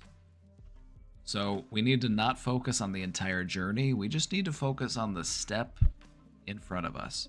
That next step. That's the one that really counts. If we're focusing beyond that, we're looking too far ahead. We need to look at where we're going. We need to look at where we're walking so that we don't trip.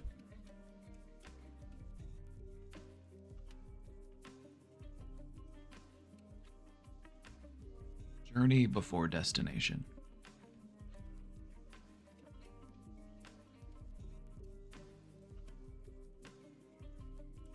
The next step is always the most important one.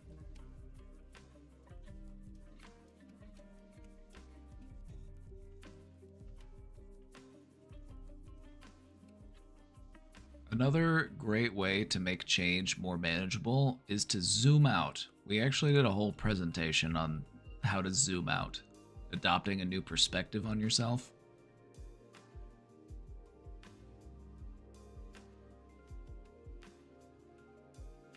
You gotta remind yourself that the problem that you see might not actually be growing, you're actually just seeing it more clearly. You know, it's kind of like you're driving your car and you hear something. You can hear that there's something going on.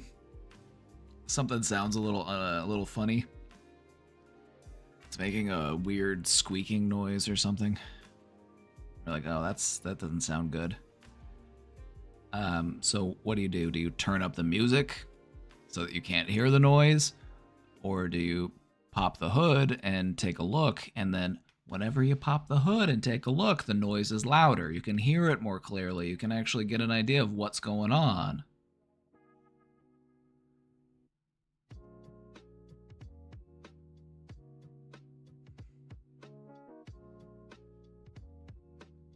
Music option, please. Avoidant behavior. It's an avoidant behavior. The car is making a funny noise. Let's just turn up the music. That's just how the car sounds now.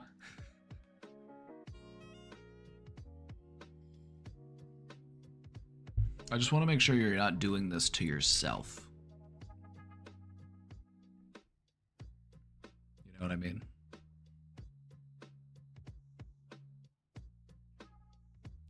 So if you feel like you're too zoomed in, you need to zoom back out. You need to take a wider perspective on yourself. Imagine your problems, imagine your issues, the things that you're trying to work on, whatever that might be.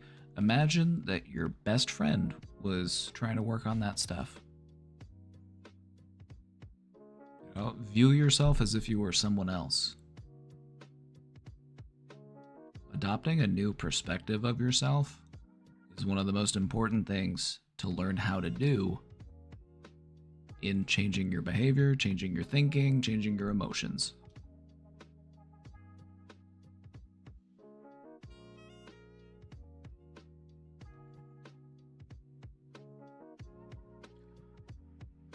Also, it's pricey to repair things, but yes, sometimes maintenance is necessary. That's a good point, because, you know, if there is something going on and you are aware of it, you want to make sure that you address it sooner rather than later so that the cost of the repair doesn't go up. Like, if your car is making some sort of weird squeak, it's probably a good idea to get that checked out sooner so that you don't have to pay for some expensive engine repair later down the road.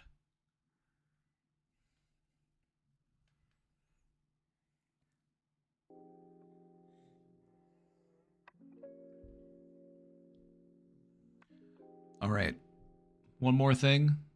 Another way to help make change more manageable is to show yourself some compassion. We need to accept that resistance to change is normal, okay? So if we feel resistant to change, don't beat yourself up for it. Don't criticize yourself. Recognize this is normal. People avoid change, even when it's good change. Show yourself some patience. Show yourself some kindness. You're trying to navigate this process. You need to be there cheering yourself on, rooting for yourself, not condemning yourself for not doing it quickly enough or not having done it sooner.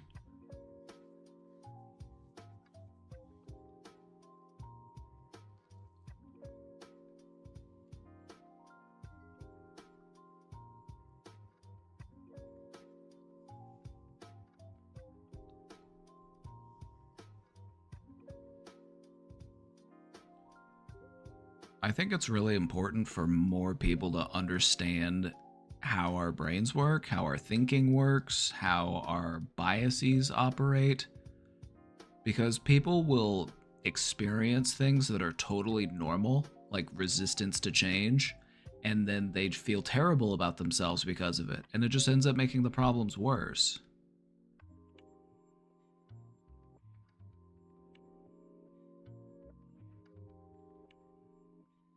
If criticizing yourself and hating yourself got you to, if that worked, then wouldn't it have worked by now? Like, wouldn't it have taken you somewhere better? Like, no, we need to show ourselves compassion. We need to show ourselves love. That's what actually gets us to where we're trying to go.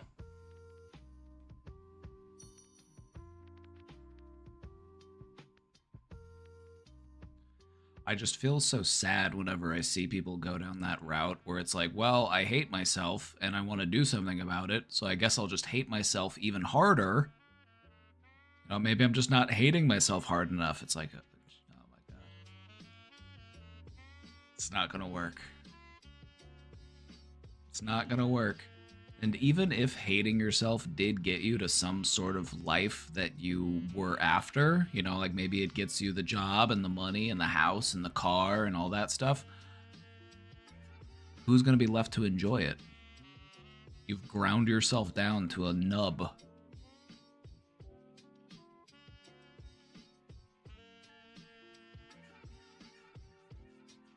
Anyway, this is how to make change more manageable. Any questions?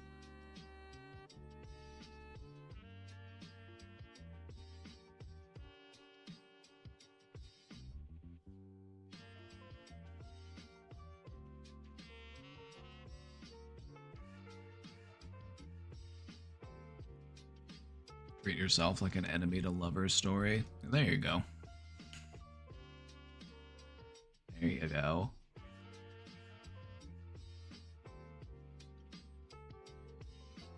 Fill in the blank. I love myself because I want to hear it.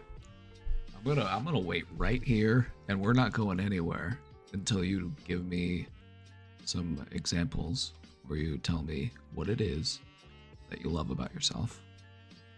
I'll wait. I got all day.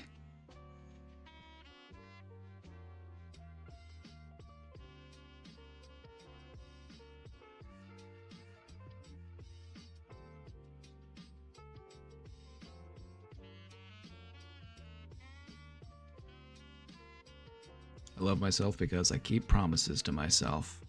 That's a good one.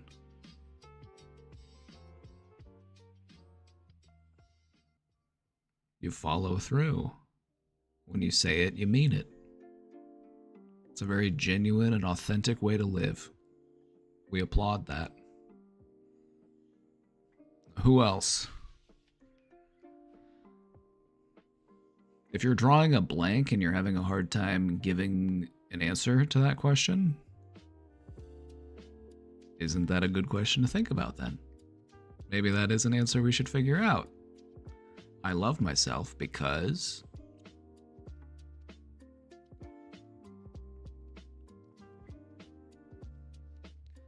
I love myself because if I don't, who will? I'm gonna tweak that one a little bit. I'm like, that's fine. That one's okay. I'm gonna tweak it a little bit. I love myself because if I don't love myself, how am I gonna know how to love anybody else?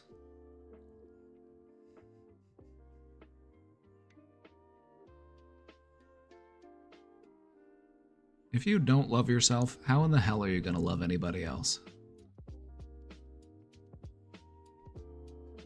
I like that reframing. Yeah, thank you. I borrowed it from RuPaul.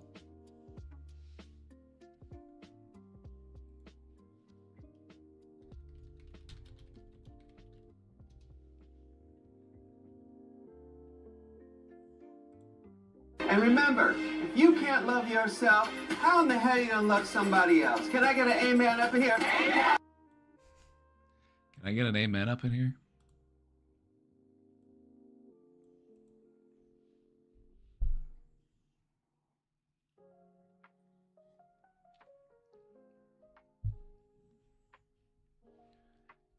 It's true.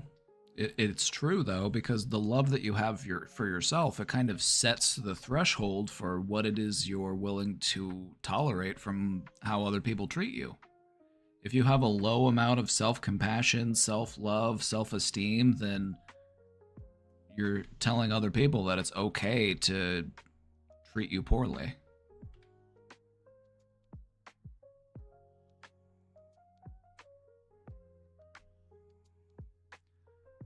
I love myself because my intuition generally leads me in the right direction when I listen to it.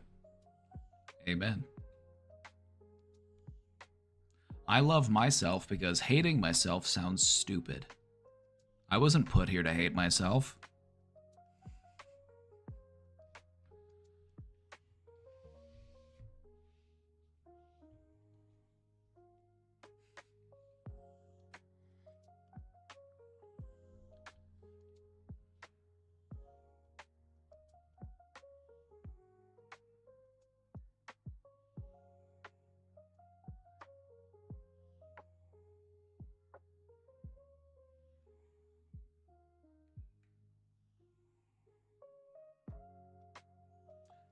Anyway,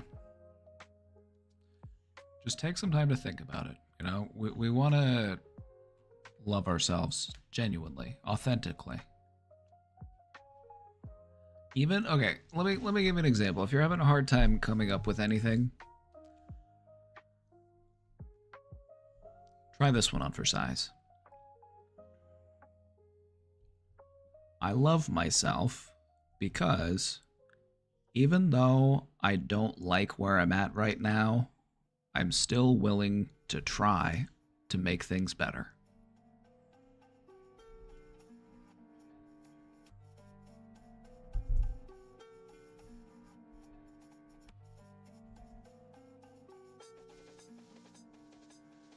I had a dream where I verbally stated, I don't get in relationships because I'm afraid I'll just end up like my parents, and said dream took place at a family gathering while everyone kept asking me when I would settle down. I usually don't remember my dreams, but this one I did.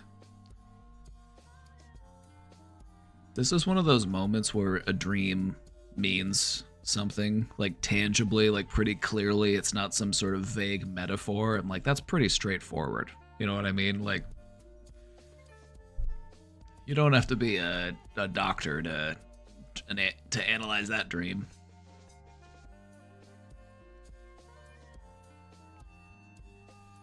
Is this something you've ever thought before? Is this something you've ever realized or said before? Or is this new? Is this just something that was able to surface because you were in dreamland?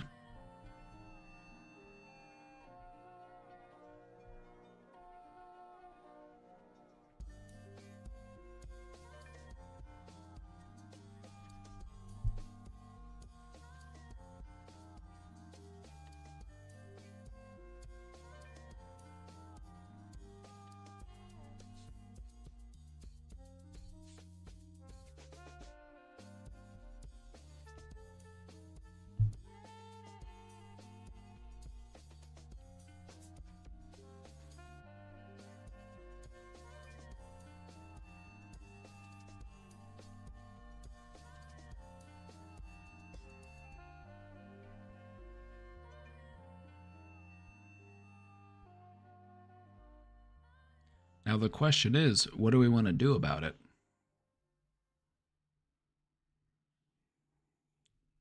What do we want to... I think this is a good turning point. You know, we are reaching a cusp. What do I want to do about this?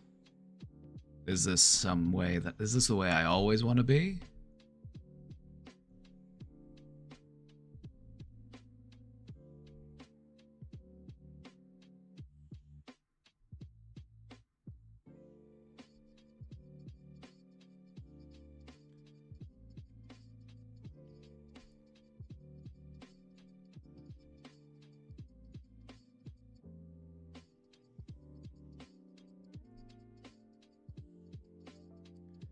I actually want to start dating, but maybe I'm still too immature to take it on seriously.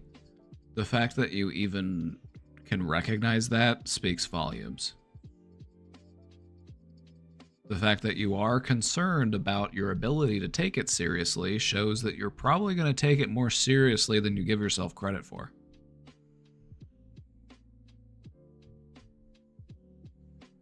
You've given yourself imposter syndrome.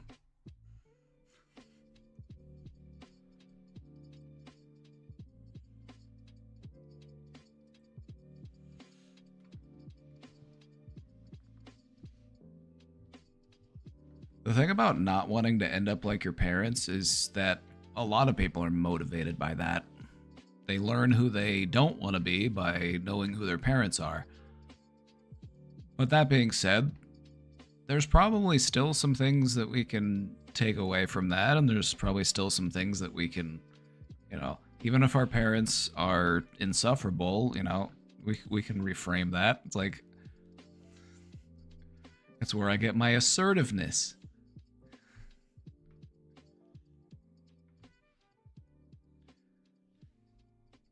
You're not going to end up as your parents because you're not your parents. It's going to be different. In some ways, it might be similar, but I can guarantee it's not going to be the same.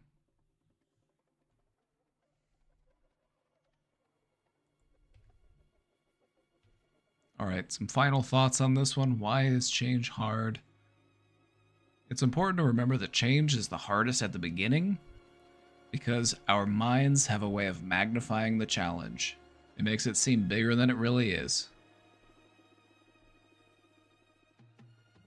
Once you start to put in the work, though, and you start to feel that progress, and it starts to feel like, oh yeah, maybe this is possible, maybe this is working.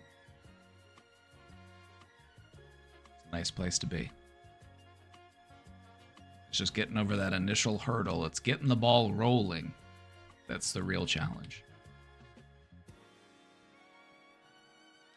It's important to remember that that problem that you're trying to fix, that thing you're trying to change about yourself, it was always there. But now you have the opportunity to address it with clarity and intention. Growth requires discomfort. But by breaking our change into manageable steps, shifting our perspective, we can make it feel less daunting.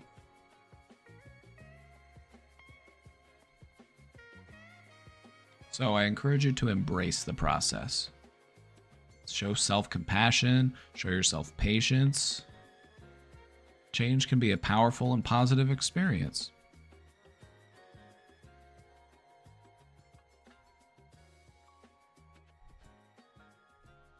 Thank you.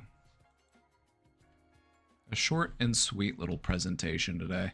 I just wanted to refine and revise one of my earliest presentations. I was feeling a bit nostalgic.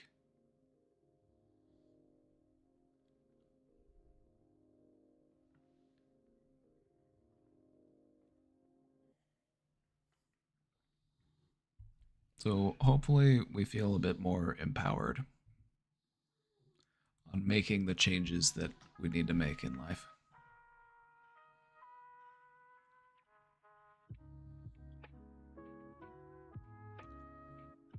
That's the scary part. When the ball starts rolling, you don't have much control anymore. That's true. Letting go of control can also be scary.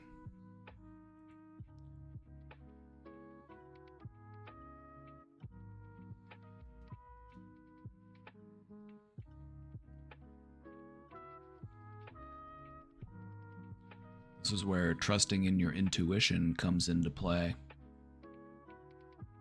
Even though I might not know every which way the ball might roll once it starts rolling, I trust in my own ability to navigate through that situation.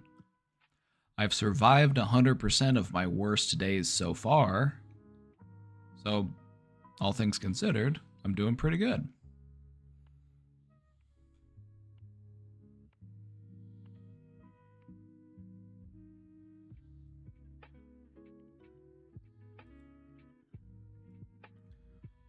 All right, we've got a question in the box. I'm going to hop over to that real quick. This is the only question we got in the box right now, so if you have a question that you'd like to submit, we'll get to it right away. I split on my friend a lot because they make me feel so insecure and I don't know how to cope. I have the awareness to realize it's happening, but I end up hating them because I feel like their life is so much better than mine. It makes me want them out of my life because I just don't know how to react. I take it out on them, but I end up withdrawing and I feel so guilty. Please help. LOL. Alright, let's talk about it. If we are feeling insecure, that is on us. We need to own that. Our insecurity is ours to bear.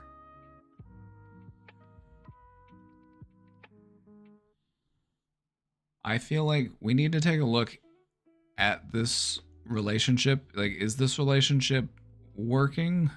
You know, if we're feeling resentful and we're hating this person because we feel like their life is so much better than ours, do you even like this person?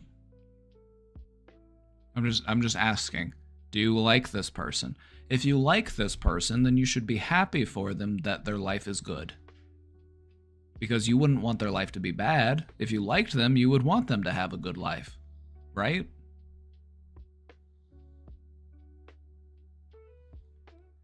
And so we need to look inwards. We need to look at how we deal with our own insecurity.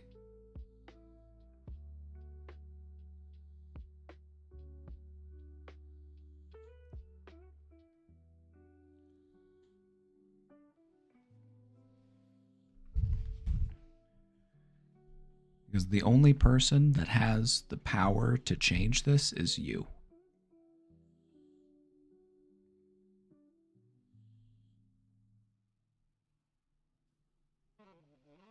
You know, if we're splitting on people, which if you're unfamiliar with what splitting is, this is something that they commonly associate with BPD. It's this black and white thinking. It's, I hate you, don't leave me. You know, it's either I think you are the greatest, best, most wonderful person that has ever lived, or oh my god, I can't believe that I ever put my trust in you. You're just terrible. You're an awful person. How did I ever, you know, think that you were my friend? And back and forth. So I'm asking you these questions because this is important to think about. If we want to change the way that we respond to things, we have to recognize that that is on us to do that. We need to practice intervening with ourselves. We need to practice our own emotional interventions whenever we start to feel ourselves getting heated or getting hateful, getting resentful. Because why would we want to do that to a friend? Why would we want to hurt them in that way?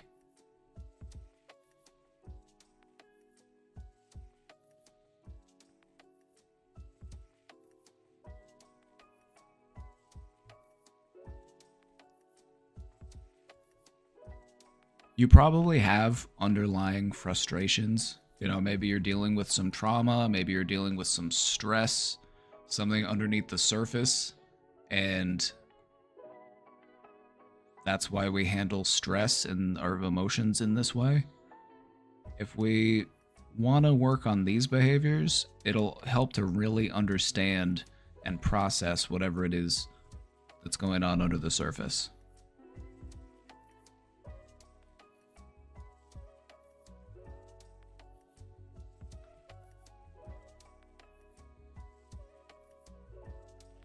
It's important to remember that security or feeling secure, it's all in here.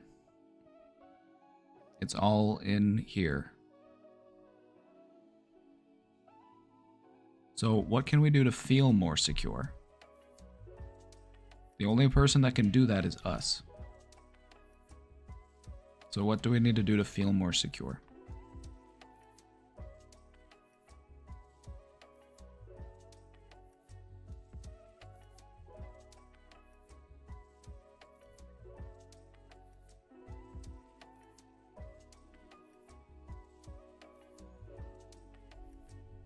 I think practicing some skills from the DBT workbook would be really helpful. You know, practicing that emotional regulation, that mindfulness, that, you know, practicing handling our emotional reactivity.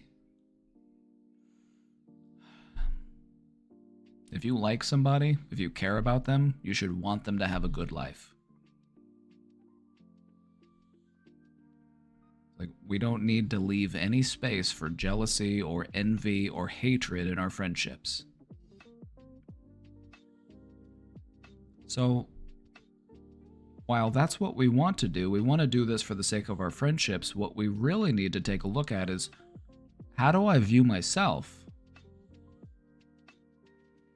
You know, I need to deal with my own perception of me. I need to deal with my own insecurities.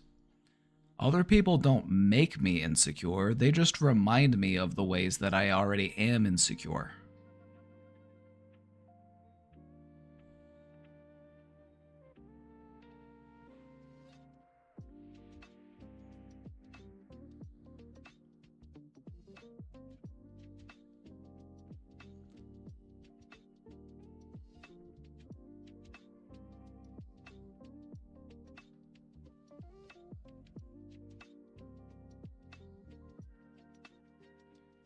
So we need to show ourselves some love, show ourselves some compassion. That'll make it easier to show it to others.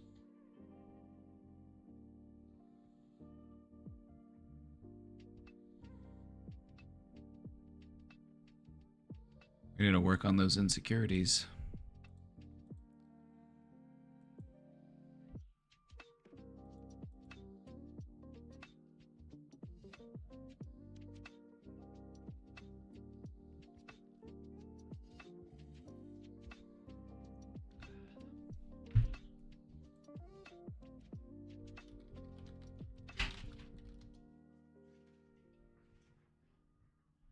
Oh, thank you.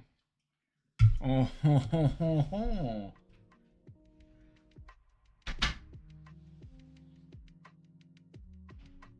right, time for lunch.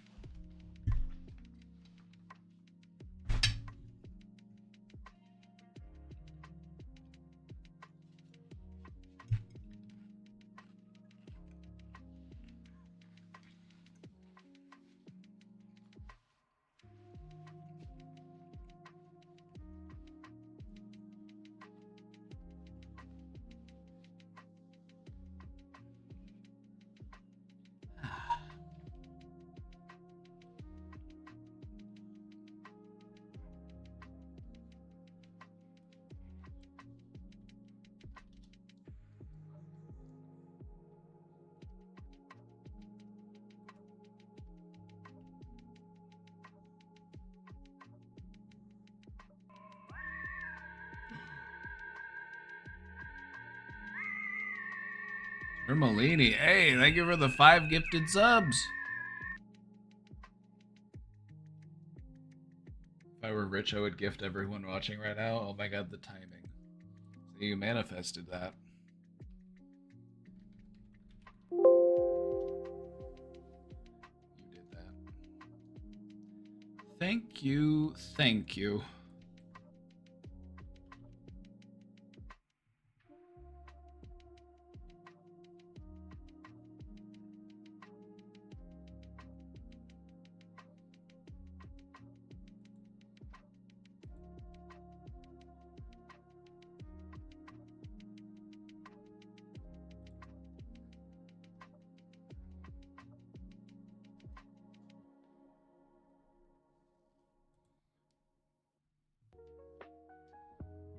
Lunch. I got some chicken and some salad.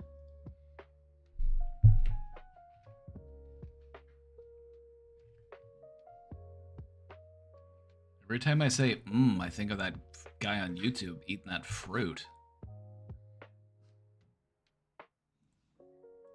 Look at this funky looking fruit. Have you ever seen this before? This, guys, is tamarind. So let's open one. You just take it like this and you crack open the shell. Look at that. The shell just cracks open like that, and inside there's this alien looking thing. You see? Isn't this guy so funny? See this? It's like it has veins, right? Like just on your arms. It has veins, but you don't want to eat the veins. They're not delicious. He also has the most vaguely European, like it's a European accent, but I'm having a hard time placing it. It's like,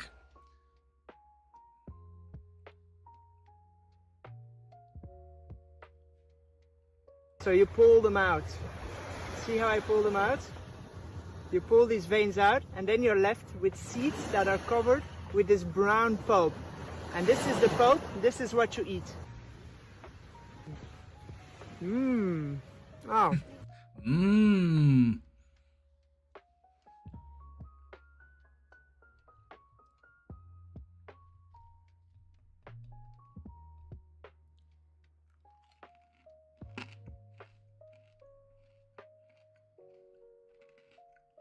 Mmm.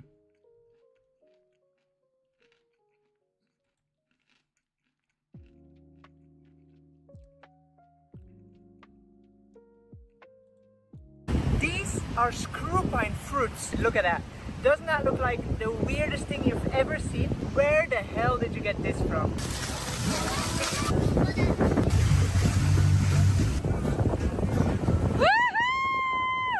Yeah, we got them.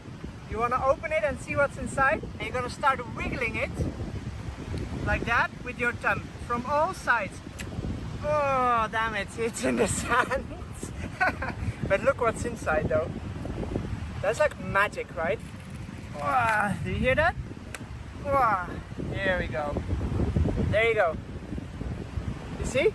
If you're a fan of tropical fruits, you have to join our Thai fruit retreat. Mmm. Yeah, this guy started showing up in my, like, in my shorts. I was just scrolling through YouTube and this guy started showing up. Just this goofy European guy just on a raw fruit diet. Just hanging out on a beach somewhere. Just be like, here are some crazy fruits. Mmm. This one tastes like slimy pineapple.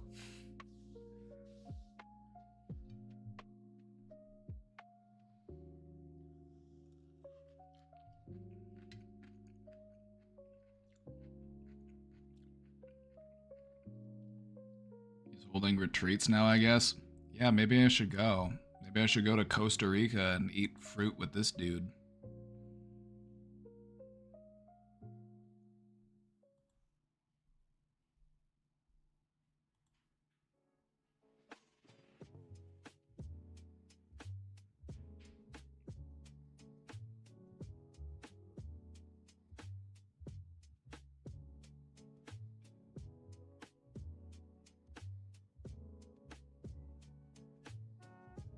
Mmm.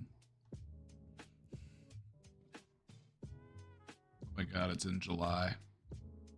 If you're a good fit for the retreat, did I give my Instagram handle?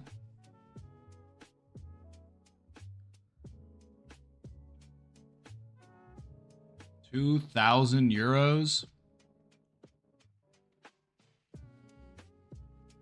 2,000 euros? That's some pricey fruit.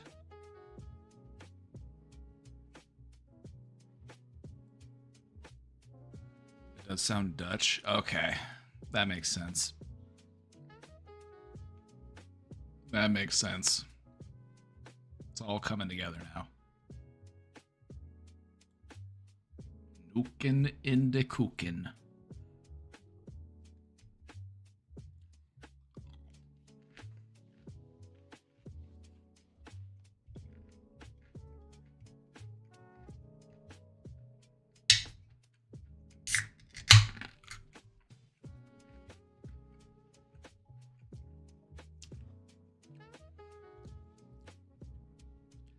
I don't know. I don't know if I'm built for the fruit retreat. I'm just gonna be honest. This is a durian right here. This is a durian, and it's supposed to be one of the stinkiest foods in the world.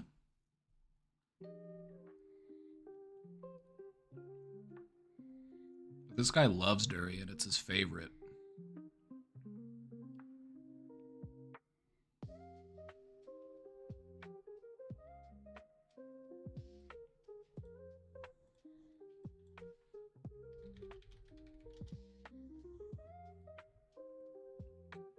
See, now if you go on YouTube, there's just a bunch of people reacting to eating durian for the first time and seeing how stinky it is. Here's a dog reacting to it.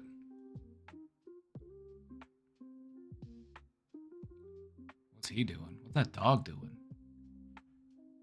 Oh, here he goes. Take a whiff.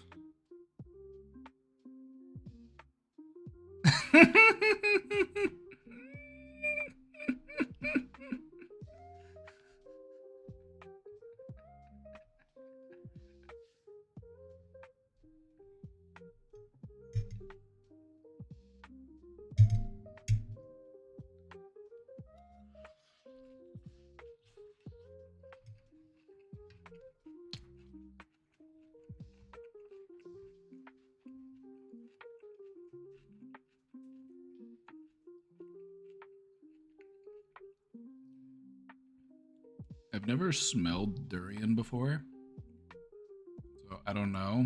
Has anyone here ever smelled durian before? It smells like straight trash. I got a durian extract for a gag gift one year. Oh, yeah, I've heard it smells like dirty diapers and garbage. It's the world's smelliest fruit.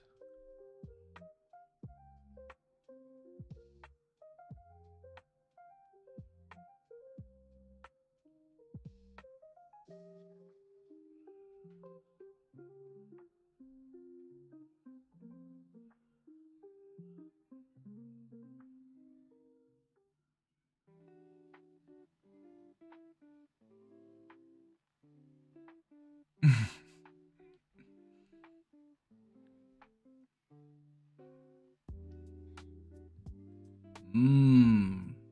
Mmm. Stinky.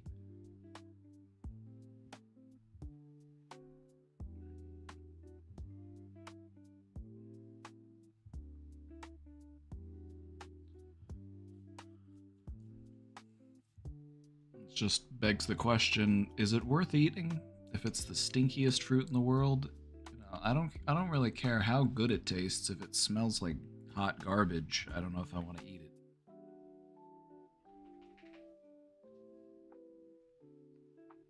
I was tempted to buy one at the International Grocery Store, but I didn't want my whole house stinking, and it probably would have too. It's like when you open up one of those cans of fermented fish.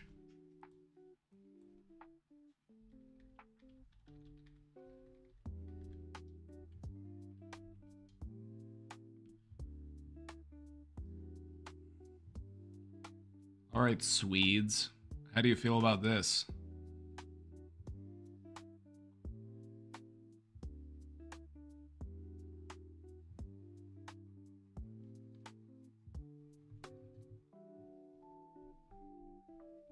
Never tried it? The Swedish delicacy? Supposedly one of the stinkiest foods in the world.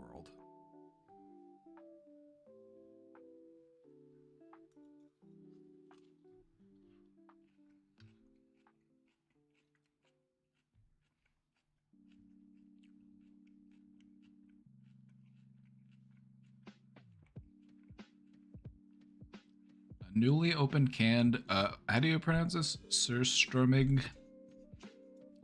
Hold on.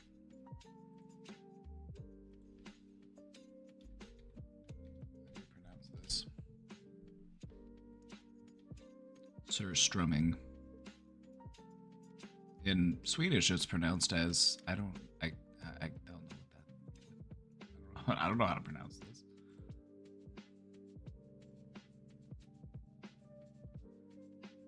These all have negative thumb down reviews. Are none of these good?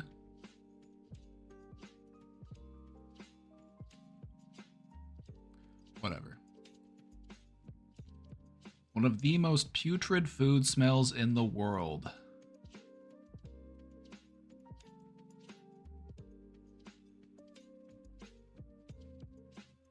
Mmm. Top of the can bulges due to the fermentation. Mmm.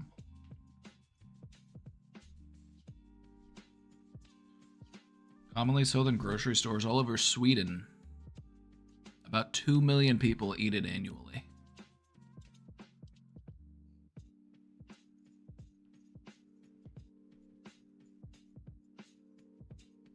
This is how they eat it? God, this is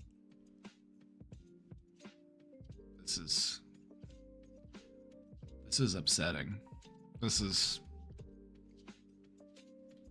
one of the most upsetting things I've ever had to look at in my entire life. Just boiled potatoes, putrid fermented fish, a nice piece of flatbread. What is that, lettuce and tomato? Oh, you got a little salad going?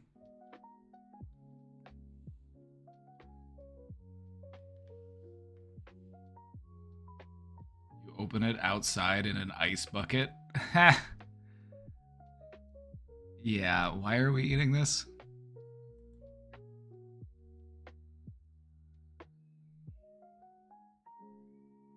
Are sweets okay? Like, what are we eating? This looks like the food they would serve you in hell. This is nightmarish. Mmm.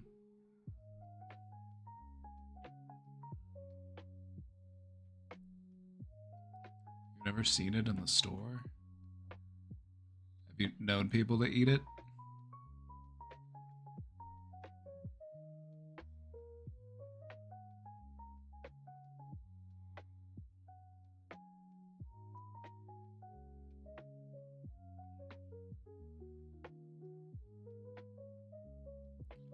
In 1981, a German landlord evicted a tenant without notice after the tenant spread the brine of the fish in the apartment building's stairs. When the landlord was taken to court, the court ruled that the termination was justified after the landlord demonstrated their case by opening a can inside the courtroom.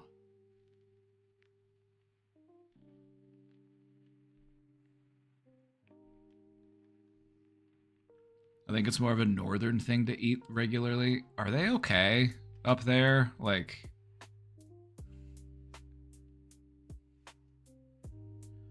I have a presentation cooking. We're gonna do climate psychology. This is something that I've always found kind of interesting, something that I've given a lot of thought about. How does living in a specific climate affect a person's psychology? Like, if you live in like an Arctic climate, it's like you might have a different outlook on life. You might have different priorities than if you lived in a tropical climate.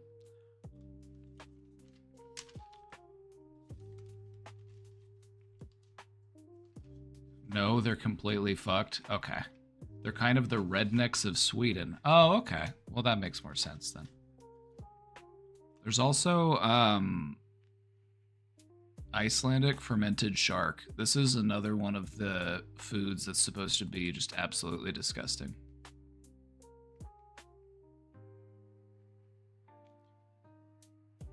It smells like ammonia.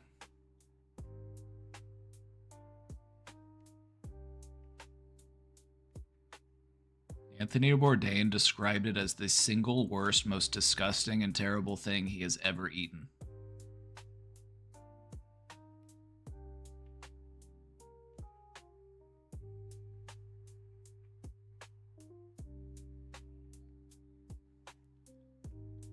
On an episode of Bizarre Foods with Andrew Zimmern, if you're not familiar with this, Andrew Zimmern used to be homeless, and then he ended up getting his own TV show called Bizarre Foods, and he would go around and eat weird stuff.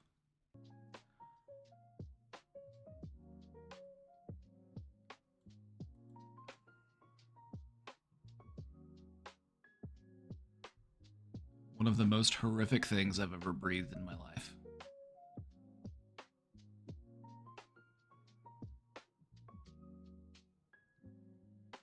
Reminiscent of blue cheese, but 100 times stronger.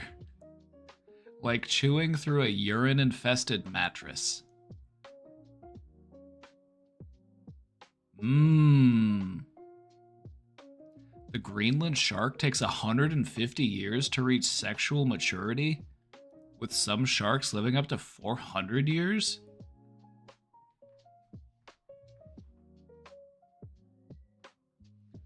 And we're eating it even though it tastes like ammonia? What the fuck is wrong with people?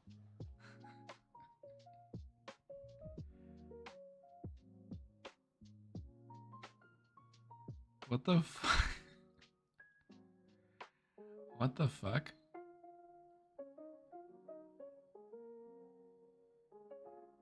You're eating a shark that takes 150 years to hit puberty, and it tastes like chemicals, and it's a delicacy.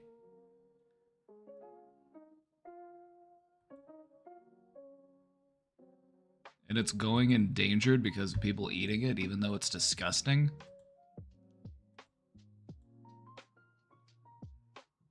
This makes no sense to me.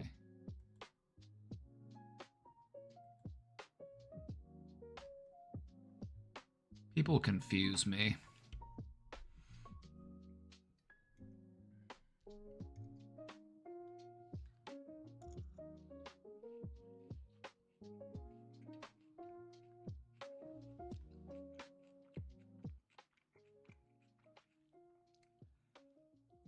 Apparently, populations native to high diversity biomes like rainforests develop polytheistic religions beliefs compared to dry, arid, barren climates produce more monotheistic beliefs. Food for thought.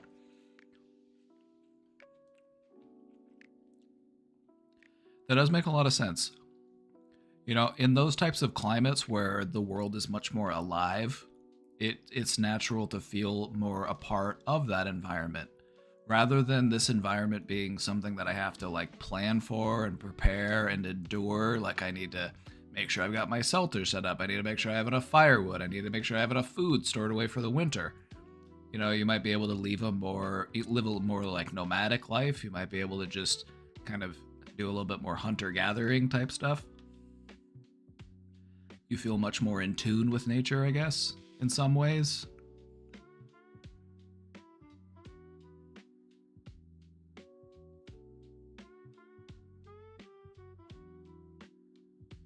Don't eat sardines, so they're supposed to be very healthy for us. I think I'm good with just eating the occasional salmon and taking fish oil sometimes.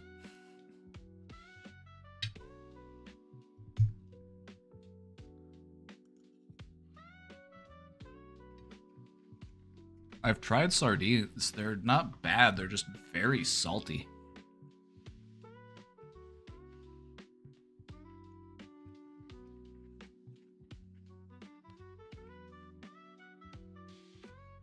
It has something to do with how many things are available that allow you to survive too. Oh yeah, no, exactly. Like cultures that live in those types of regions, they might have thousands of gods. Or you might view as like, you know, everything has its own spirit. Everything has its own, you know, corresponding, you know, universal power. Interesting. Fish is the best food. It's the most Swedish thing I've ever heard you say.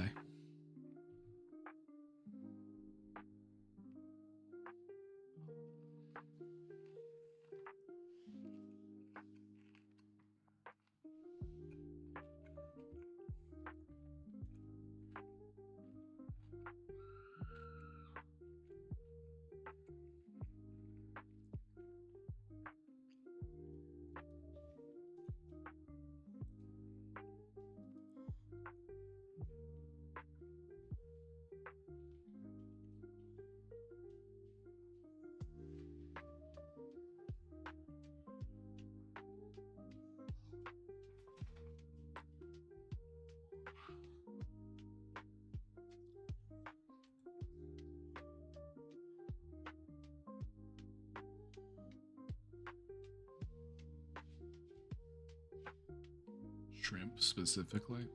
Oh yeah, we love shrimp. Little bugs of the sea.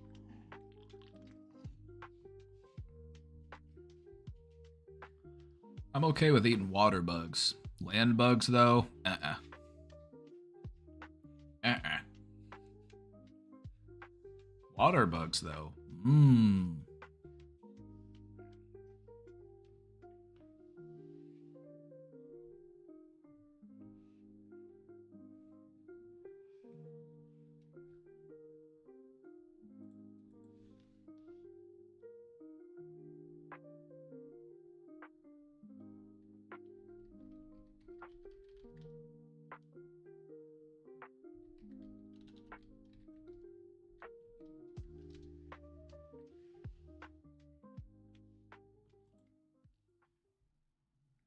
You know what I want to get? They have these like self-sustaining ecosystems where it's got like little shrimpies in there.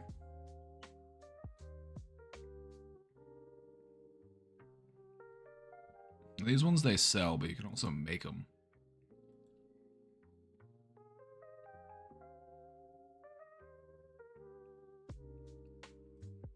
It's basically just its own ecosystem. It's got a little shrimp in it. A self-sustaining shrimp tank. It's something I've always wanted to make. Or like a little terrarium, you know?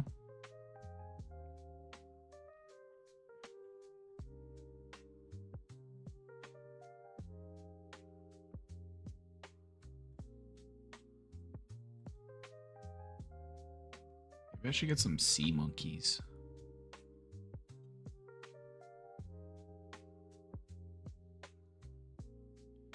Yeah, I've always wanted to make one of these like self-sustaining shrimp ecosystems. Aren't these cool?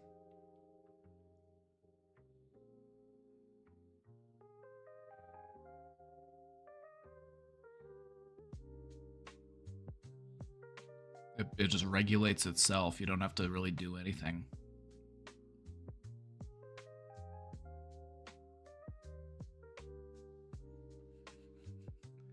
Also, the cat likes it. I'm really considering getting a cat. Cats are great.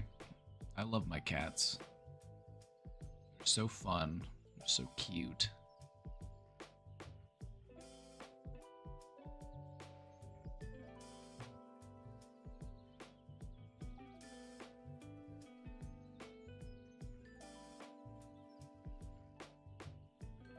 These fun. I kind of want to make one.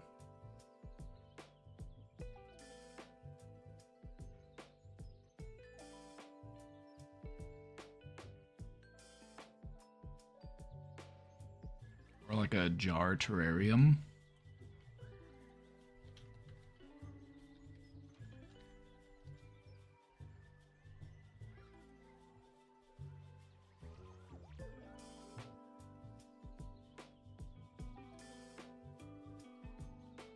This kind of shit, I think, is so cool.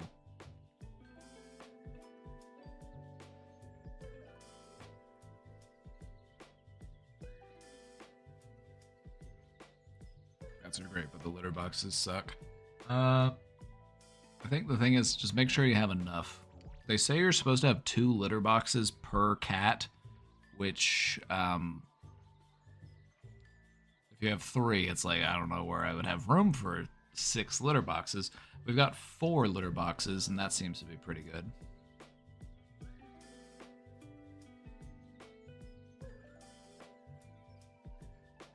They all have their own little enclosures.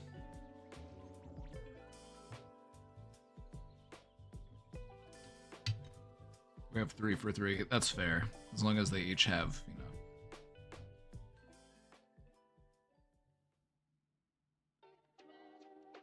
The thing about it is that cats can be a little bit territorial about where they poop. So what I'll notice is that sometimes the cats will they'll get like more territorial over one of the litter boxes. One of their litter boxes will be a mess, and then the other ones have been barely used. I don't know what they're thinking.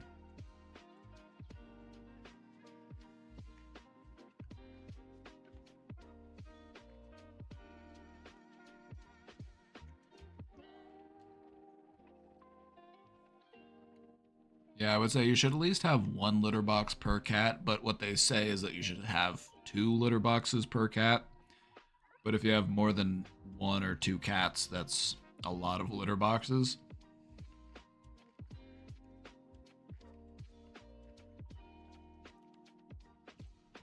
One of my cats won't cover their poop either, and it's so stinky. He's trying to send you a message. He's trying to assert dominance.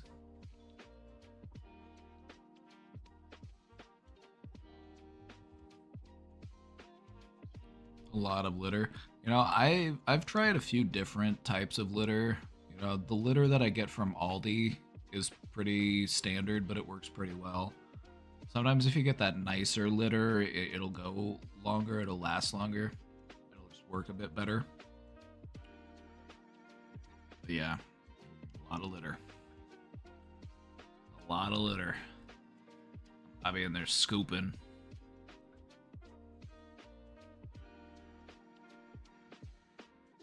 Yeah, it's always funny whenever you hear the cat just like doing that against the side of the. They're just like you're not doing anything, dude. What are you doing? They're just like. Ch, ch, ch, ch, ch, ch, ch.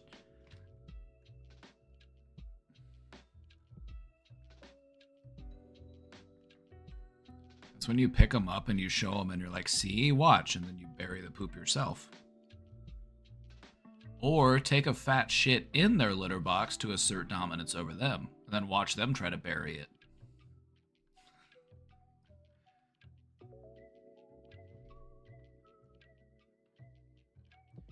Scoop away multi-cat from Costco. That was pretty good. Yeah, I like that one. I found that just the regular Aldi cat litter works pretty well too. I got the one in the jug. This one works pretty well.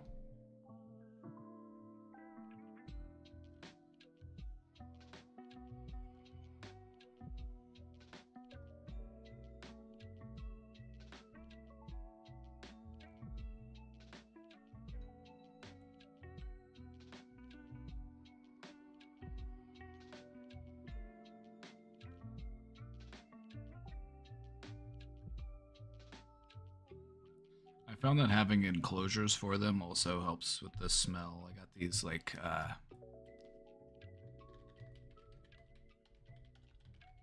got some on Amazon. You know, like kind of like these things.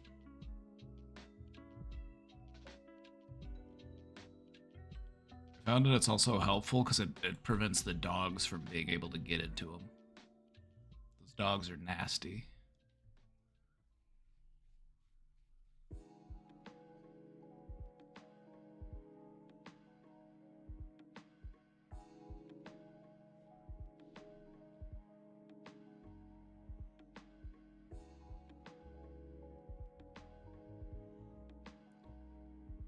We got one that it's like a whole stand, and we have like their food and stuff on top.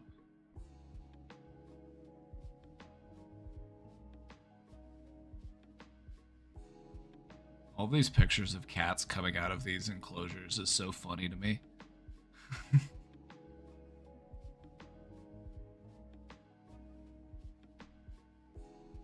don't know what it is, but cats just look so funny whenever you catch them pooping. Like, look at this guy. Like... Yeah, dogs are nasty. Dogs love to eat cat shit. It smells good to them. They're like, mmm.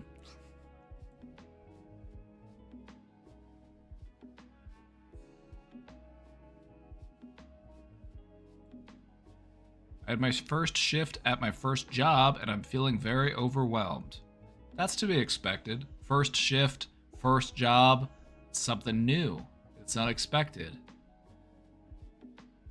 Do you think everything will be fine? Probably. Probably. The girl that was training me said I did a great job today, but I feel like I'm not good enough. Why do you not believe her? Why do you not believe her?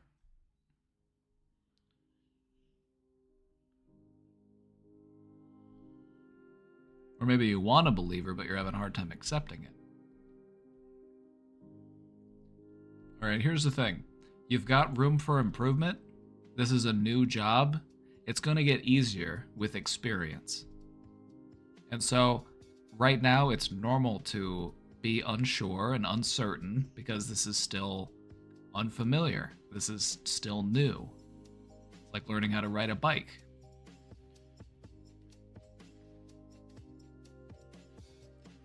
But having the person that was training you say that you did a great job, you probably did.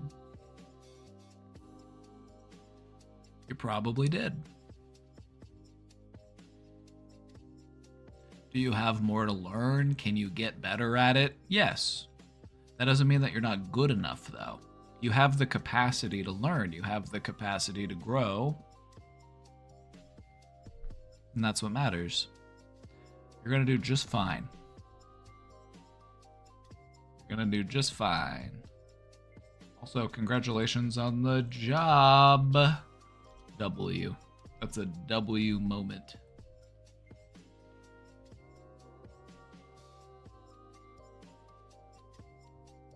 They said you did a great job. I would believe them.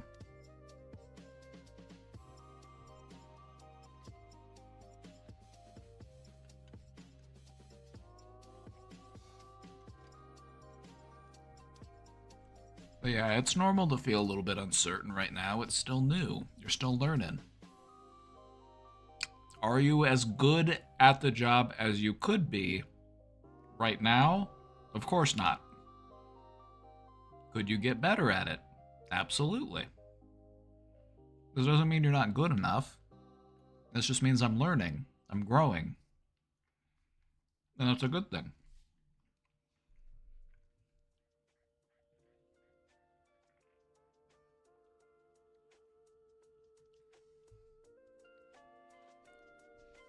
Before you know it, it'll all feel second nature to you.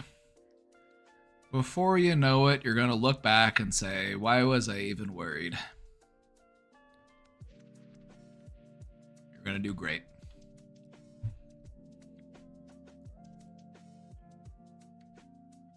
You're going to be just fine.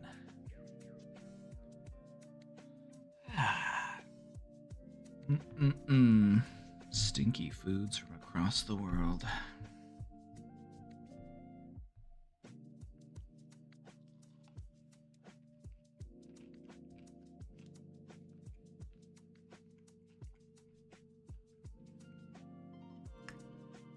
You know, and going back to those stinky foods we were talking about, just think about it. Just think about it for a minute. Not only did somebody have to come up with the idea of making that food stinky, you know, like fermenting the shark, fermenting the fish. Not only did somebody come up with that idea, but somebody came up with that idea, smelled it, decided to eat it anyway, and then somehow convinced other people to eat it too. Like, how else is this catching on? It's like, I don't get it. That baffles me.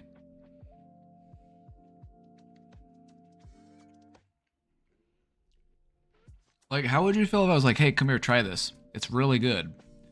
It tastes like a urine-soaked mattress. It's got a bit of chew to it. Smells like pure ammonia. You want to try? Sure. I just don't get it, man. I just don't get it. I'm like, was this a dare? Did they do it as a dare? They're like, oh, I forgot I had this thing fermenting out in my shed. I dare you to eat it.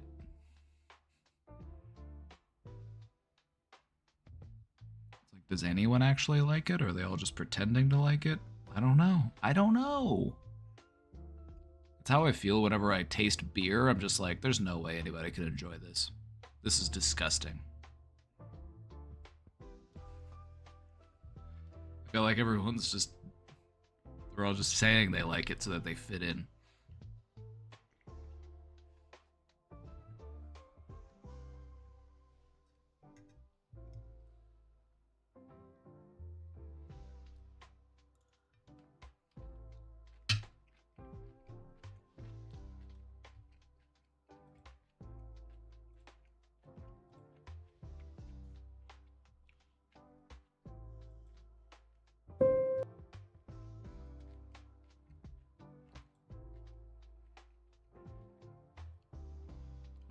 cats on while I take some bites of my food. Mmm.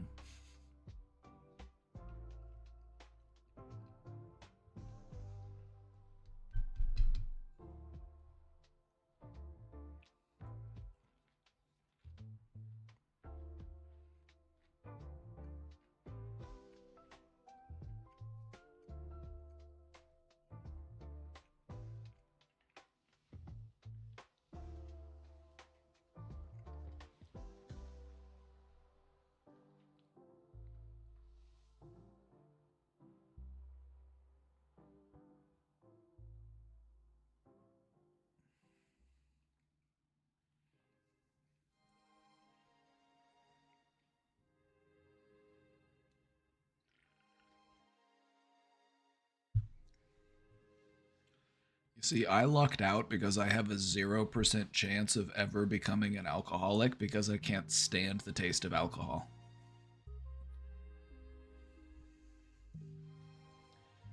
I got lucky. I rolled well on that one.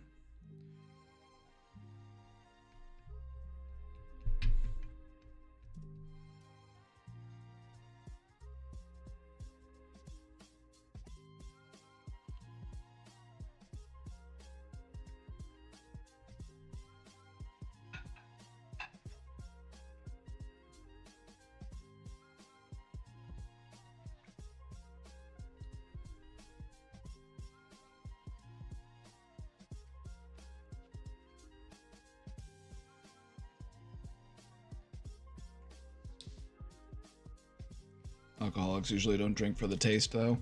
No, you're not. You're right. Like but I'm guessing, you know, in order to get started, you have to at least be more tolerable of the taste. See, I'm so adverse to the taste. I'm just like, I could never. Like, if we go out to dinner or something and we're gonna like get a drink, you know, like we're gonna like get a cocktail or something, I'm like, I will have one and I will slowly sip it over the course of, you know, hours.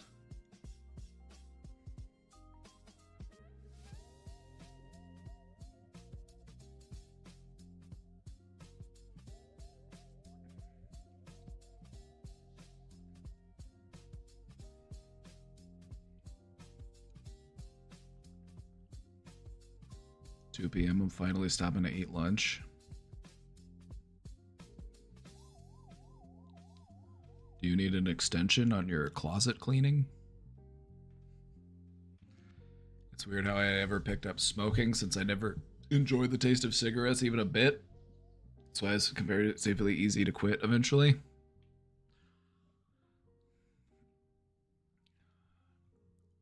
The people here who have smoked cigarettes and then quit might know where I'm coming from here.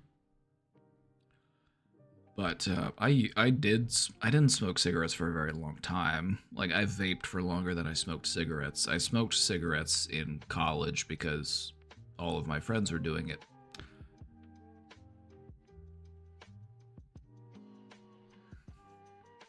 But having quit smoking cigarettes and then going back to smoking cigarettes, it's disgusting. You're like, ugh, how did I ever do this? It's terrible. And then it just reeks. You're like, oh my god, I actually smelled this way. One of the worst things about smoking cigarettes is that you go nose blind to the smell of cigarettes. So you walk around everywhere just reeking of cigarettes, and you can't tell. But everybody else can smell it on you.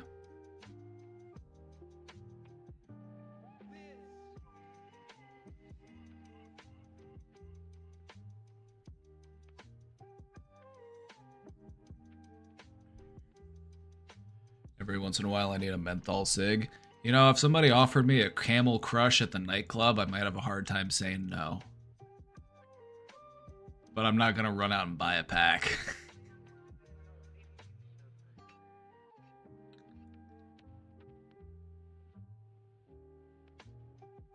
Menthol got banned in California anyways, it sucks. Oh yeah, that's why Petey has to bring back menthol cigarettes whenever he comes and visits. He's like, I need to bring a pack, not a pack, a box, a carton. I need to bring back a carton of Newports for Aisha.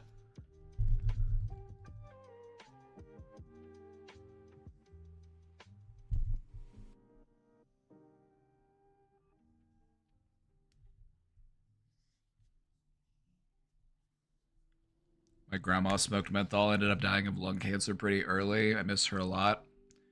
Same thing happened to my grandpa. And I remember being a kid and being like, hey, I don't want you dying early on me. But apparently that guilt trip wasn't enough. That guy looks kind of like Beaver. Aw, Beaver.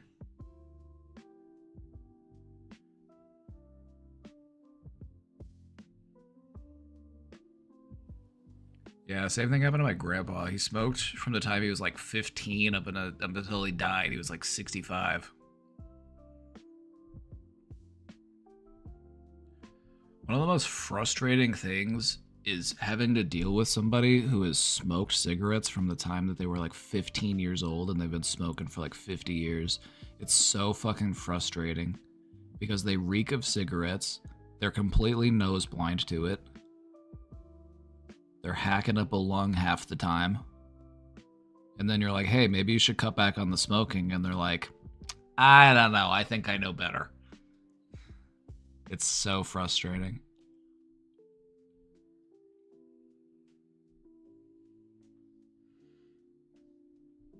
I got a question. What's your opinion on genes and the environment and the development of mental health conditions? Because I always wondered what makes a mental health condition heritable or not. Haha. I think it works more like this. You can be more predisposed to something. It might not be directly passed down, though. Kind of like how if you have like alcohol, like a good tie-in from what we were just talking about, like alcoholism is something that can kind of run in the family. There's a genetic component to it. You might be more susceptible to it, but it doesn't necessarily mean that you're going to be an alcoholic. The same thing goes for certain mental health conditions. You know, it depends on what coping skills did you learn?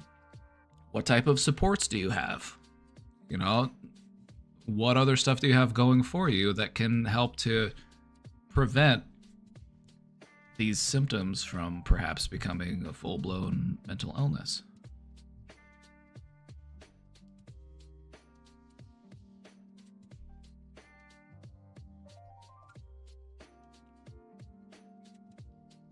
So there is a certain genetic component to it, but it's not like the gene causes you to get it. It just basically says, basically all we know is that if you have this gene, you might be more likely to get it.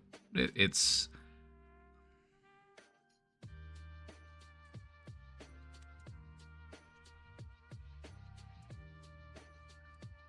when I was in school and we talked about the genetic aspect of mental illness and how things can be inherited, they did tend to put a lot of emphasis on that. They kind of made it seem like it is something that can run in a family. But what I wonder is how much of it is genetic and how much of it is learned, just because this is what I'm exposed to.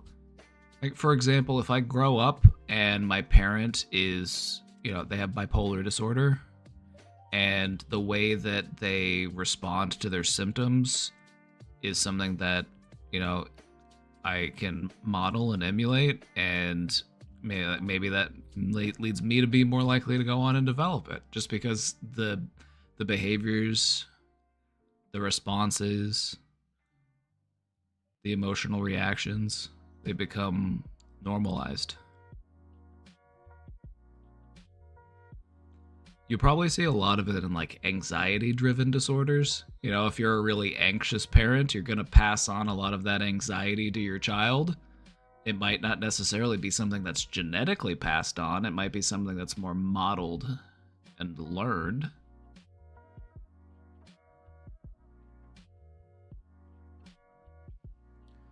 Is it because of ways that the brain formed prior to birth or environmental exposure to certain things in the environment? Sometimes. But that's probably more rare. I would say more often than not, it's something that is developed because of stress or trauma, or it's something that you learn, it's something that's modeled for you and normalized. There are definitely biological and environmental factors, but a lot of what goes on inside of our heads is stuff that we learn, it's stuff that we're taught. You know, if I have parents who have a hard time dealing with stress, where am I going to learn how to deal with stress from? I learn it from them, and then I see how they respond to it. I see how they cope with it. And so then to me, that's just what you do. You know, when you get anxious or you get stressed, you scream or you throw a temper tantrum or, you know, any type of, you know, you learn it from them.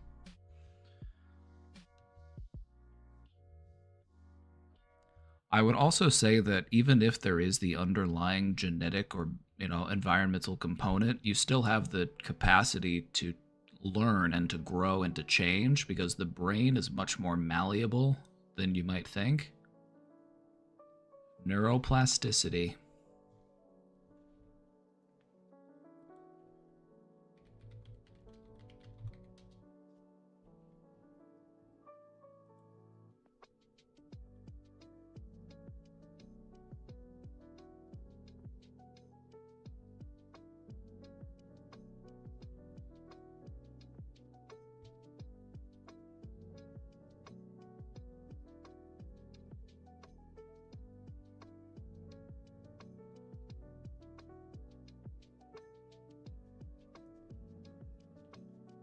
So let's talk about neuroplasticity for a minute. Neuroplasticity is fun.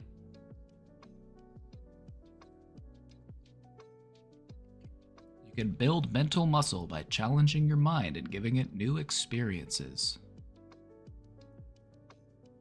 Keeping muscles fit and powerful requires hard work. The same concept holds true for your brain. The brain's an amazing organism, or an organ, with the ability to change, adapt, and get stronger through mental exercise. Neuroplasticity is a fancy medical term used to describe your brain's ability to learn and adapt. An internal rewiring process that allows your mind to grow and meet new and increased demands.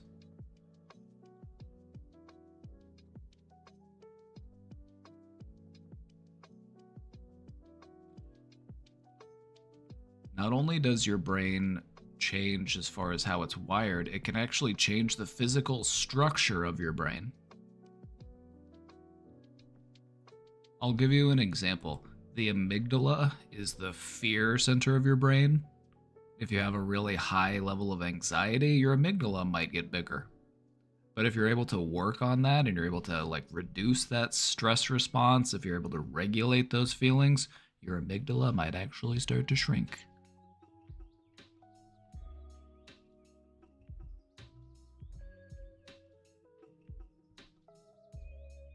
This is also how our brain reprograms itself and relearns how to do things. Like if you have a traumatic brain injury or a stroke and you forget your ability to talk or you forget how to walk, you can relearn how to do that. Your brain will reroute itself.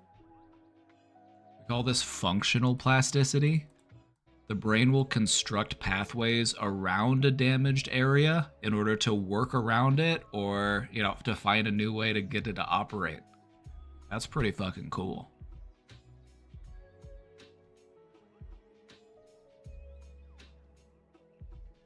I've been told that ADHD or autism is a neurodevelopmental condition and that we are born with it. Is it because it is highly heritable, which explains why you were born with it?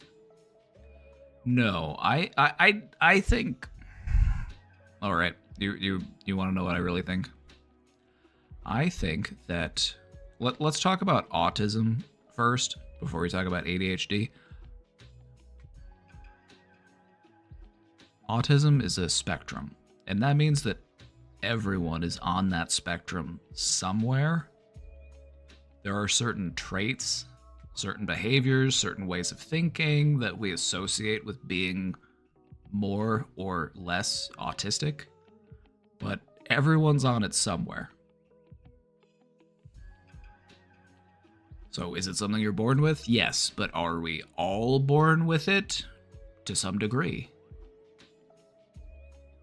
Now, ADHD, on the other hand, I think that ADHD is by and large environmentally driven.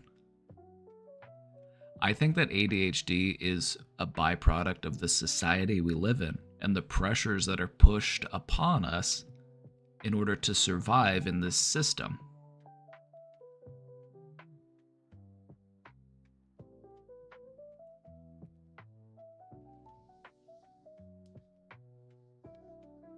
Like, do you think that you're biologically wired to enjoy going to an office 40 hours a week and just spending a majority of your life working for someone else's benefit, doing stuff that you just don't really find very stimulating or interesting?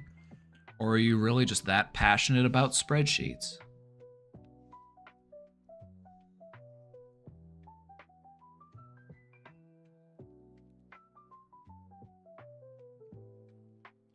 I started listening to this book, Sedated: How Modern Capitalism Created Our Mental Health Crisis. This is something that I've done presentations on before, too. I definitely find it to be true. This is how I definitely believe to be true. You can tie a lot of our mental health crises directly back to capitalism.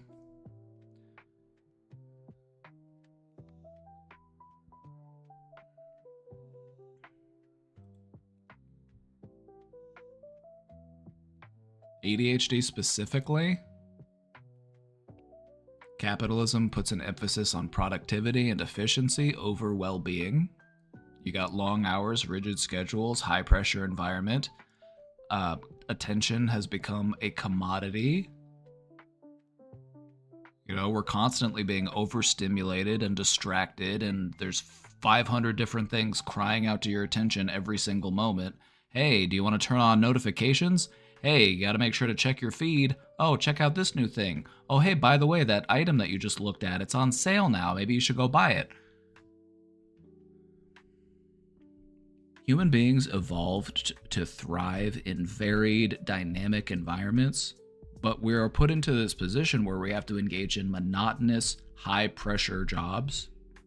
And so our natural inclination for curiosity and creativity is at odds with the rigid structures that capitalism tries to fit us into.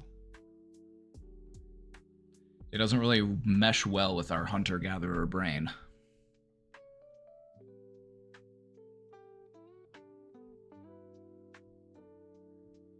I also think that technology worsens it. Also, I'm gonna touch back on this for a little bit, because if you haven't taken this perspective on it before, it's something to really take into consideration. Capitalism pathologizes divergence, and what I mean by that is that under capitalism, if you have divergent traits, you are made to feel like as if you have a disorder because of those traits. Because they are at odds with capitalistic goals.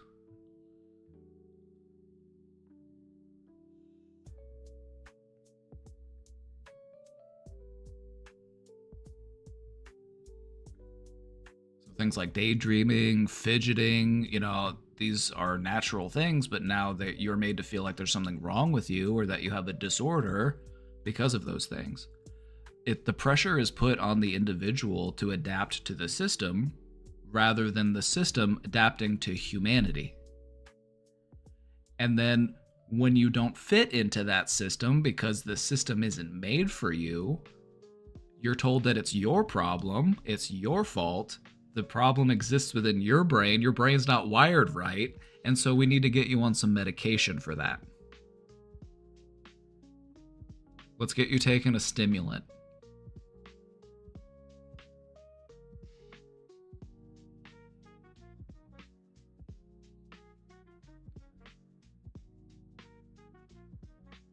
I heard lots of different views about it. My lecture is very genetic/environmental focused.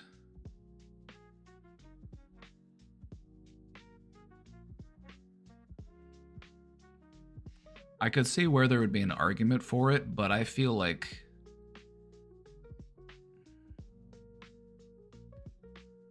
I don't know. I don't buy into the genetic component as much as I used to. It was something that was really heavily emphasized and taught whenever I was in school.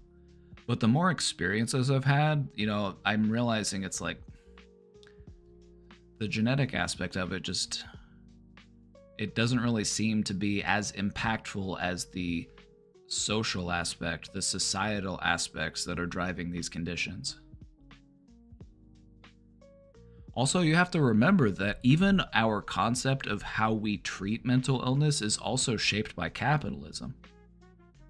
You know, we prioritize profit over progress.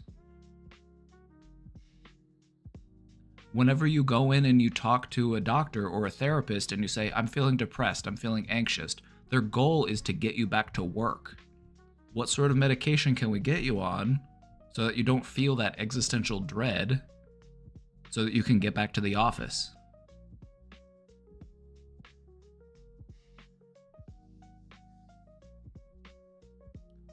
So I feel like a lot of what goes on as far as mental health, it's societal pressures and trauma. Those are, to me, the two biggest factors. Now, trauma can be passed down generationally, but that doesn't necessarily mean it's genetic. You know, if your parents endured trauma from their parents and their parents, you know, and onward through the generation, and now you are on the receiving end of that, this generational trauma.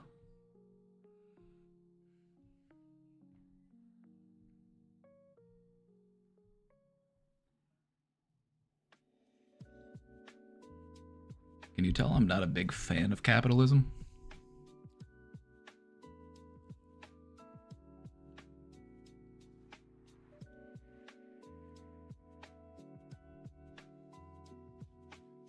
The thing about this is that a lot of the traits that we associate with ADHD, high energy, nonlinear thinking, creativity, these are strengths in the right environment.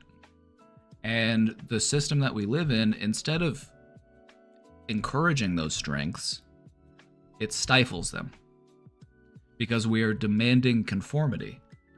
You know, we're not working with people. We're not emphasizing their strengths. We are making them feel like there's something wrong with them because they don't want to sit down for 8 hours at a time and just grind away at some meaningless task just so that they can afford rent and eggs.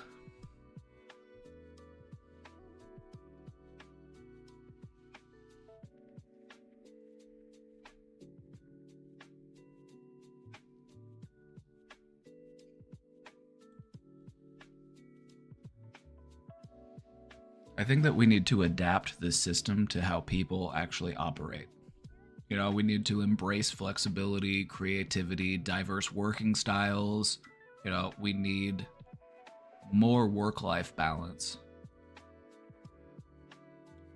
I would say it's a step forward to actually encourage neurodiversity rather than treat people who are neurodiverse as if there's something wrong with them. These are simply natural variations, and these can be a strength. You can view the world in an entirely different way, and that can benefit people.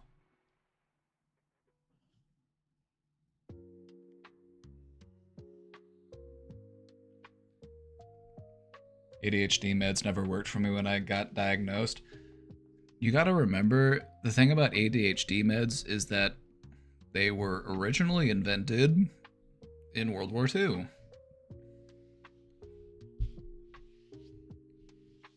They were invented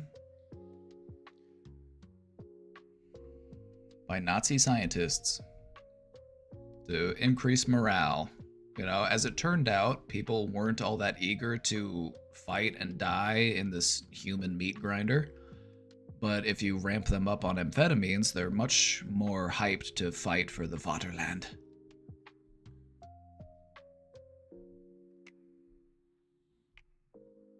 Also, I feel like another reason why ADHD is on the rise is because everybody's competing for your attention. You Oh, I have to stay up with the news. I have to see what's going on with this thing and that thing, and I've got 15 different apps all sending me notifications.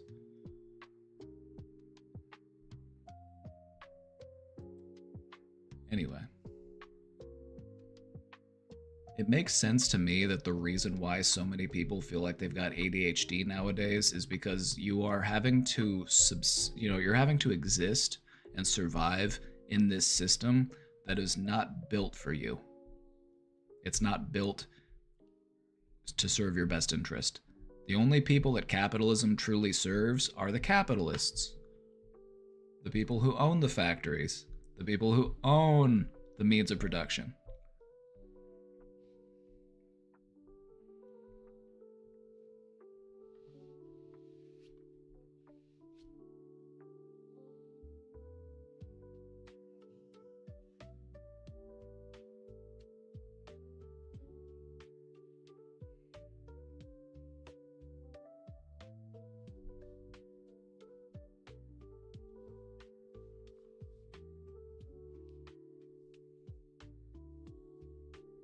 Yeah, anytime I eat an egg now, I feel bougie. I'm like, oh, this single egg is 50 cents.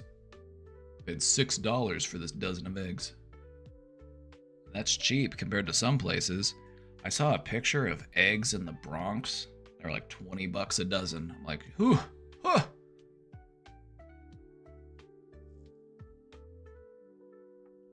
I feel bad we have a bunch but haven't been eating them. Pickle them. Pickle them. Hard boil them and then pickle them. Mmm.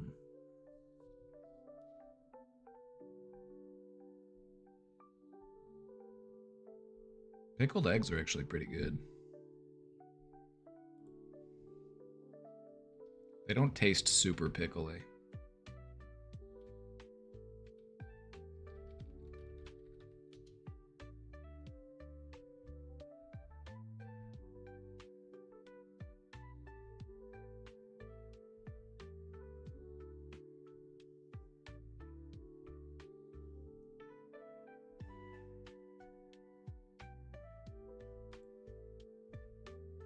You can even turn them pink if you use red wine vinegar. I made pickled eggs before. They were pretty good. It doesn't taste that much different from a normal hard-boiled egg. It's got like a little bit of that, twang to it. It kind of depends on how much seasoning and stuff you put in there.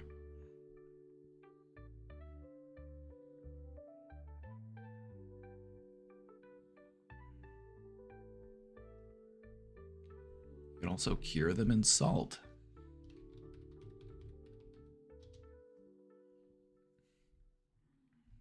More specifically, the yolks.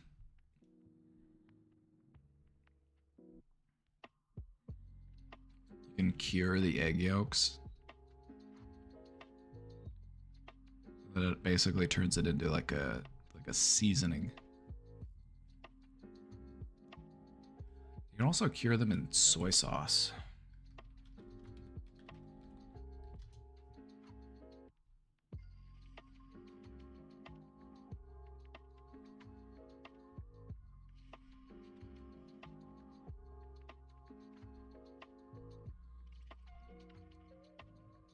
Slimy pineapple. Mmm. Every time I can't get that out of my head. That guy just eating weird fruit and going, mmm.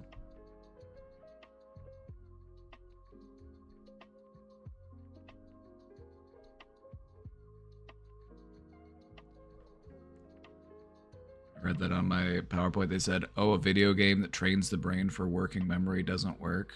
One from my own 6 years of experience with it. It helped tons. See, that's the thing about your brain. There is no absolute truth as far as what will work or what won't work for a person. You can have something like that, like a video game that can help to train your brain. It's like, for some people, it might not work. It might not do anything. But for other people, it might. And so one of the things that, psychologists sometimes need to wrap their head around is that you can't generalize. You know, if a person says that something works for them, trust them as the expert on themselves.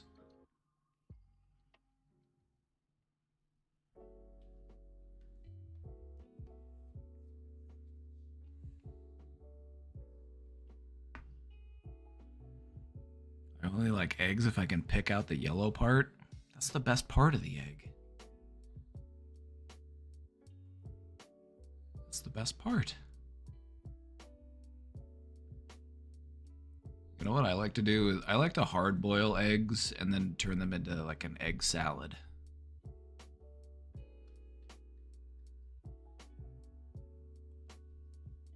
I've been entering an egg salad phase.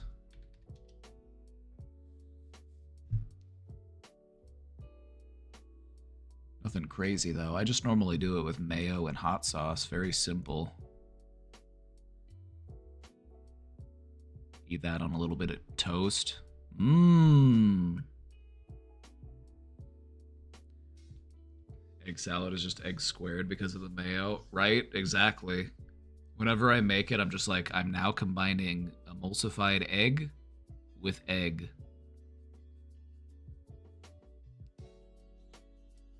If you eat egg salad on top of chicken, then you're taking chicken to the third power.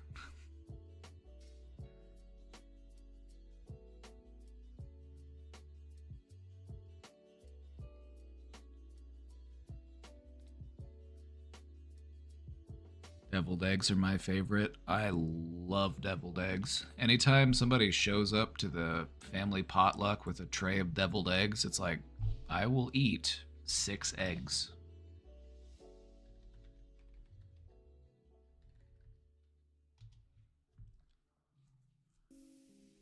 Mmm. God, I love deviled eggs. This is $100 worth of eggs right here.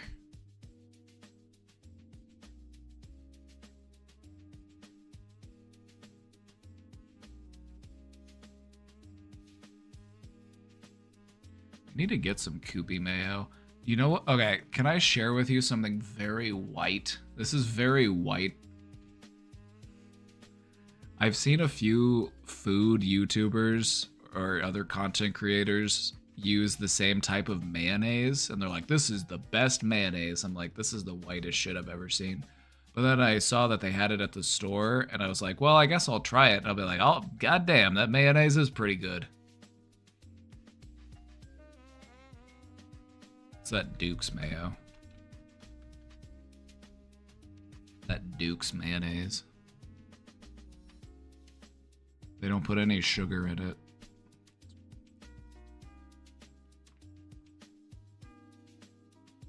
I love mayonnaise. I'll be honest, I love it.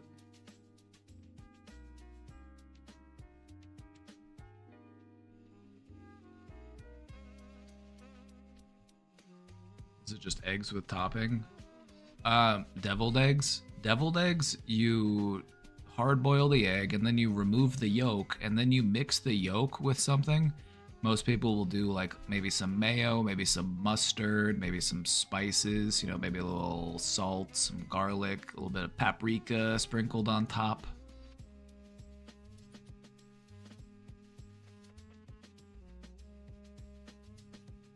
It tastes pretty similar to like an egg salad, except it's more cohesive.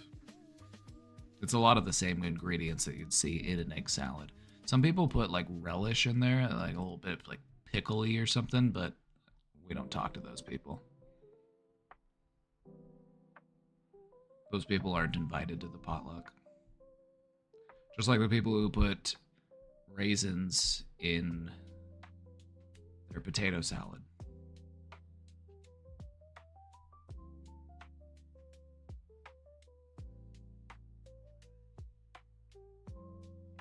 We do eggs with mayo and shrimp.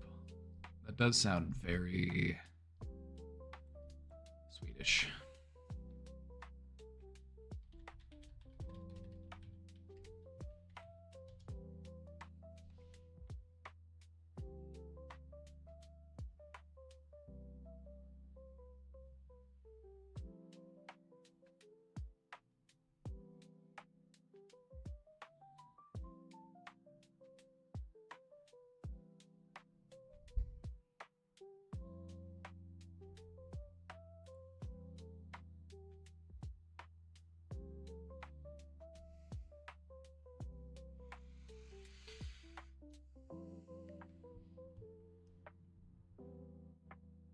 Should be illegal.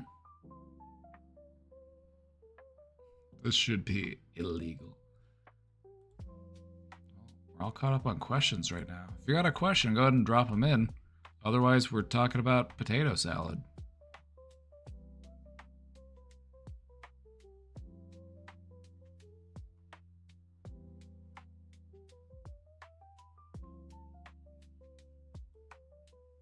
My great-grandmother would always make an Estonian herring salad.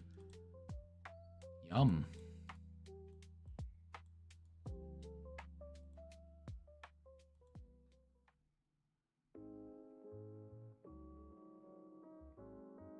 Mmm.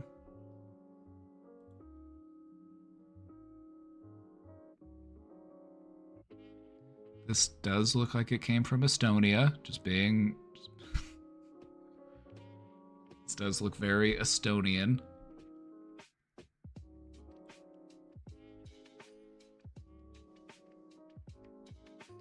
I definitely believe that some people's content's taught us to needs to be updated and open with experiences that people who live with certain conditions have, like a voice over it, instead of stats and stuff. When we covered autism, an autistic friend of mine told me that it felt some things were one-sided perspective-wise, like adding a certain example and stating it as a fact for everyone.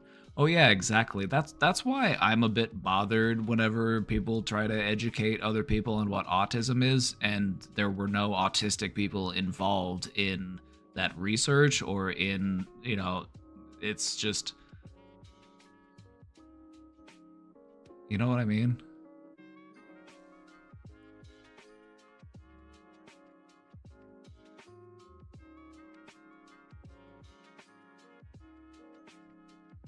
Estonian food is very mid, I fear. You're telling me this isn't the height of culinary experiences? Mmm. You know what also has a nice color to it? Borscht.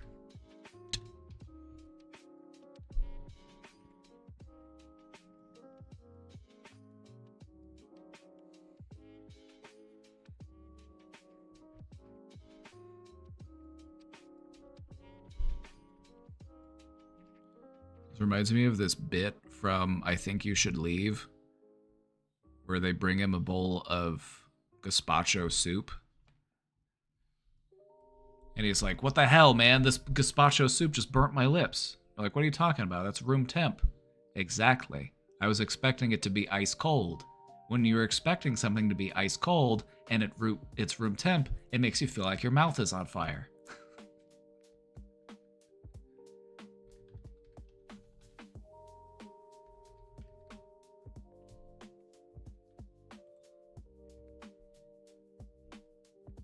Another nice cold soup. Gazpacho. I don't know how I feel about cold soup, if I'm being honest. I associate soups with wintertime and warm and, you know, inviting. I don't know how I feel about a cold, refreshing soup. I'm not against the idea.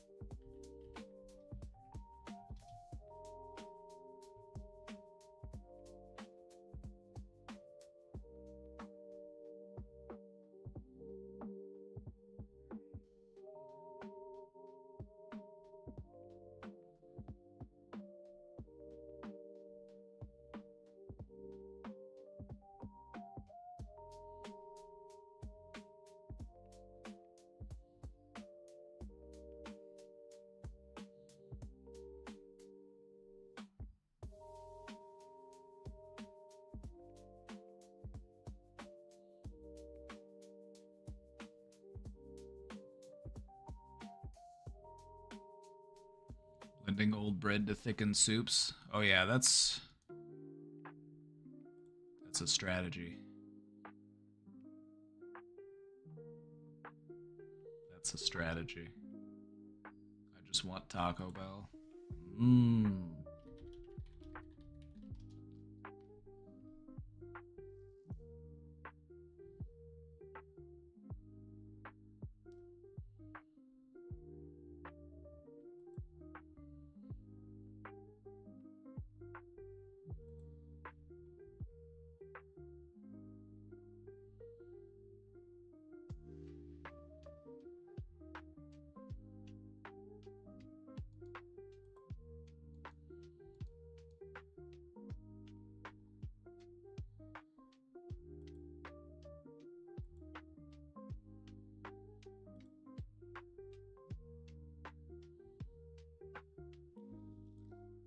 The good news is that there is a change.org petition that you could sign.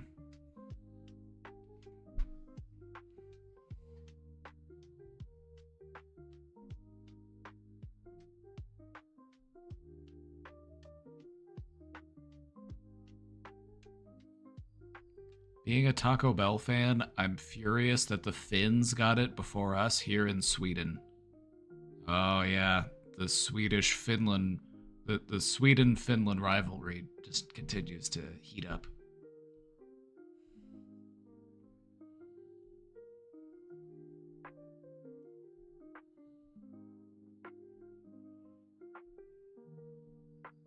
We love the Finns, do you?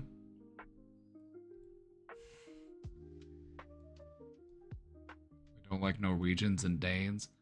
I don't know what the difference is.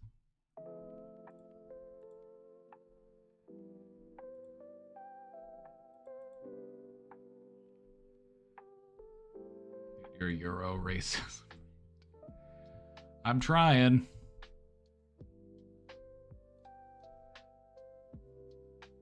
I'm trying, damn it.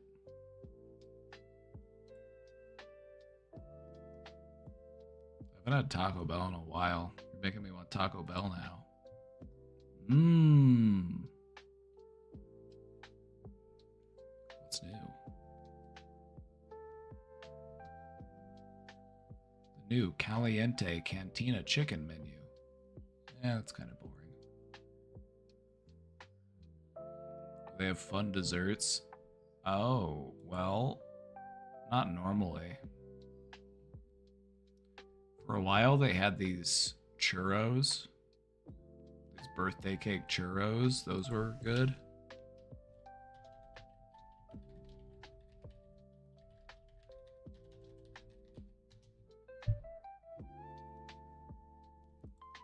Or these churros with some cream inside. They did a partnership with Milk Bar, which is this dessert restaurant thing owned by Christina Tosi.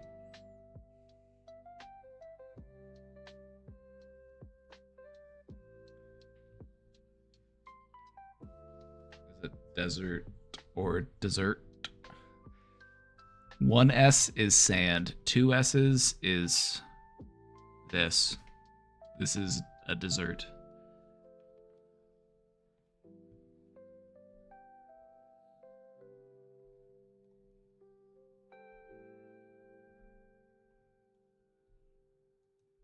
I want Taco Bell now.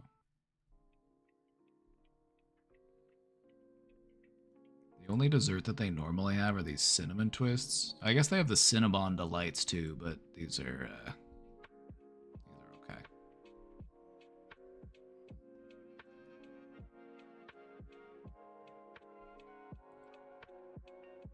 What I wouldn't do for a cheesy gordita crunch right now. What I wouldn't do for a cheesy gordita crunch.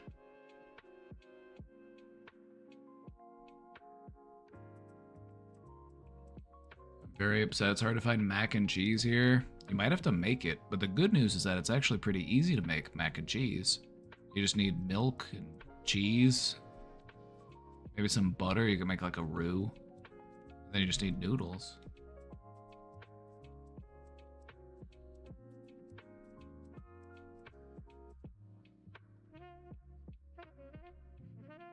I'm surprised you can't find mac and cheese everywhere. Mac and cheese is one of the best foods ever invented.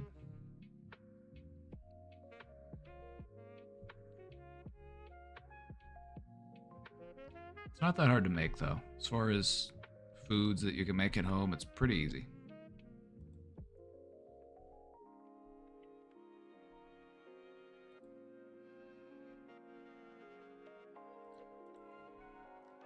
Got a new question. Do you have any advice on improving small talk? Oh, I do. I do, but I'll wait until the end to give it to you. I'm in a new job and want to start making friends there so I feel better at work and like I have a community there. I want to make connections and show people I'm friendly, but then they actually do want to be my friend a lot of the time. And then I get awkward because now I'm responsible for keeping the relationship up too.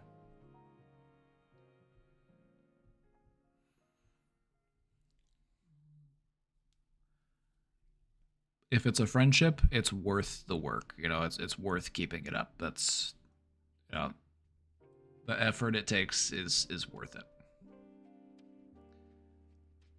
I have a naturally bubbly personality and I'm a very happy, glowy person usually, but I feel it's associated with extroversion when I'm really just excited to be here and alive on this spinning planet. I don't mind new friends at all, and actually would love them in a new city, but I need to work on my relationship building skills for sure, as I only have a few close friends and they aren't in my same city anymore. Alright. The biggest tip that I could give anybody to improve their small talk: ask more questions. Focus less on talking about myself or what's going on with me or what I think about something. Just ask people more questions. That will show them that you're interested and that you want to get to know them. It'll help you get to know them and develop that relationship. And then if they also show interest in you and getting to know what you think and what you feel, then that's a good sign that this is a relationship that we should probably invest in and try to turn this into a friendship.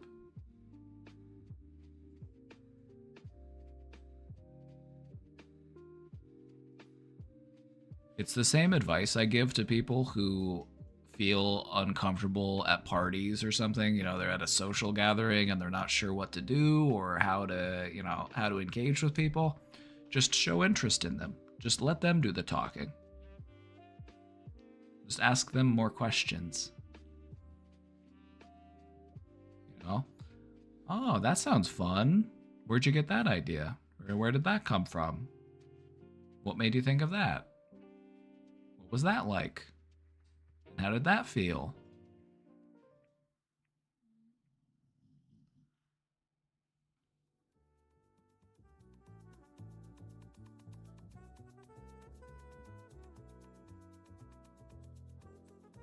It's an easy way to not you don't have to worry so much about saying the right thing or being entertaining. You know, it's a good way to show people that you are interested and engaged, and they're going to think that you're a great conversationalist. They're going to think that, wow, that person was really cool. They showed all sorts of interest and they asked me questions, and they're going to think you're awesome because of that. And then it's going to make them want to get to know you more, and then they'll start asking you questions.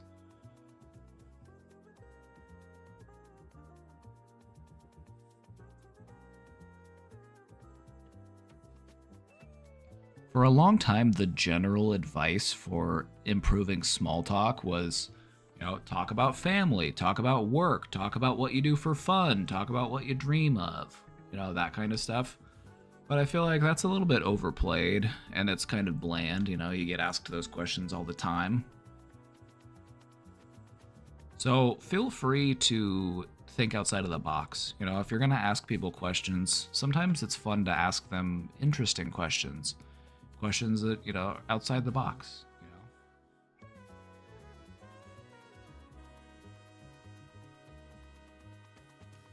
That's what I like to do.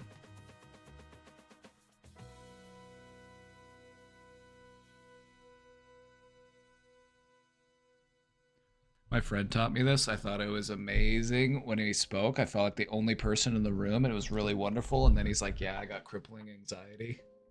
But you had no idea, did you? You couldn't even tell until he told you. Look who's here. We got a beaver visit. Rare beaver sighting. The thing about having social anxiety is that most of the time people won't even recognize it or realize it until you tell them. They'll be like, oh, I had no idea. You know, unless it's like very obvious, very apparent. Hi, beaver.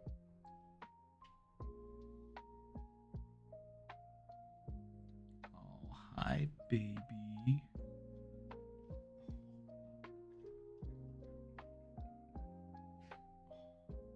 That's my sweet boy. So big.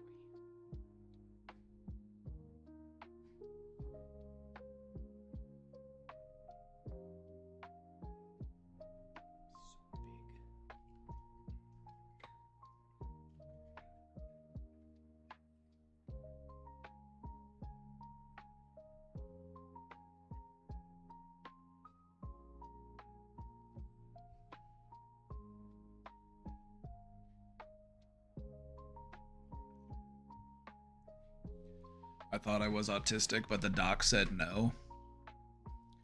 Just an important reminder that autism comes in all shapes and sizes and all sorts of different forms and manifestations, and a person can have an idea of what an autistic person looks like or how they should be according to their experiences, their understanding.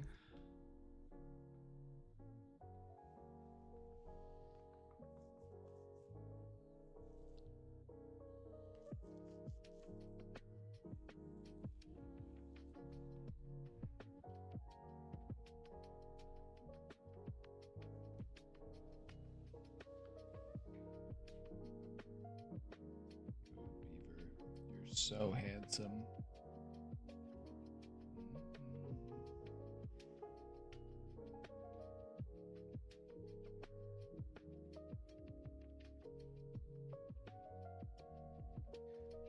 He's purring right now. I'm gonna put my microphone on him and see if you can hear it.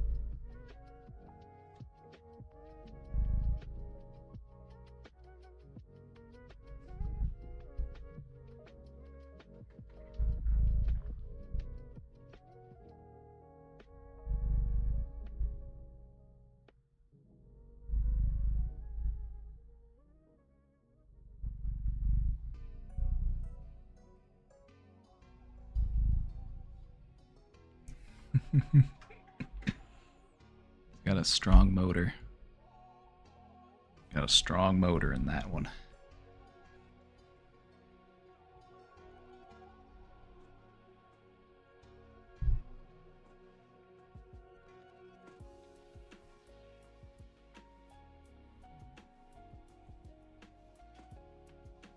Cat purrs are healing, I'm convinced. You're not wrong. Cats purr as a way of regulating their nervous system, and I've heard that it can actually aid in their healing factor.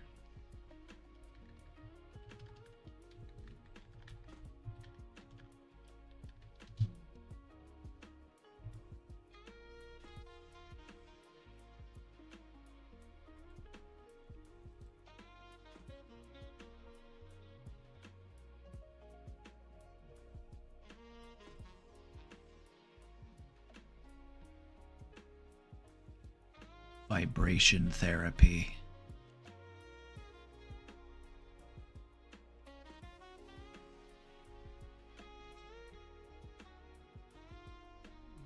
Frequency of a cat's purr is typically between 25 Hz and 150 Hz. These levels have shown promise in healing bone and joint problems.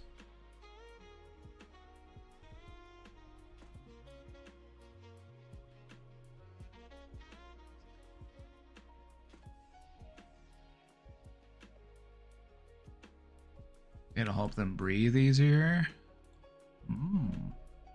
Studies have shown that the calming effect of having a purring cat nearby can relieve stress and lower blood pressure, thus reducing the risk of heart disease and even decreasing the chances of heart attack.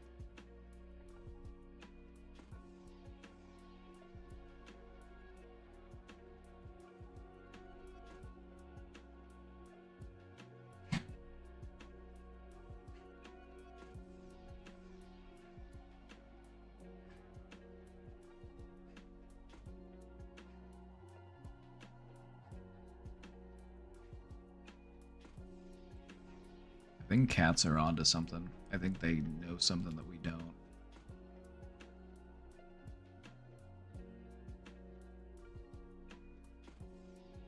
You know that cheetahs purr?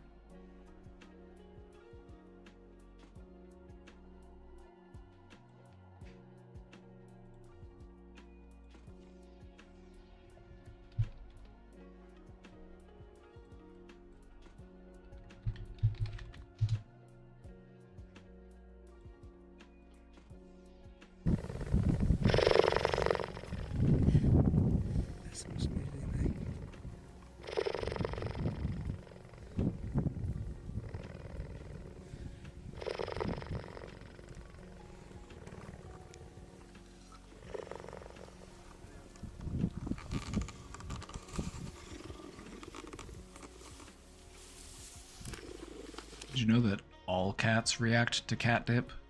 Even big cats?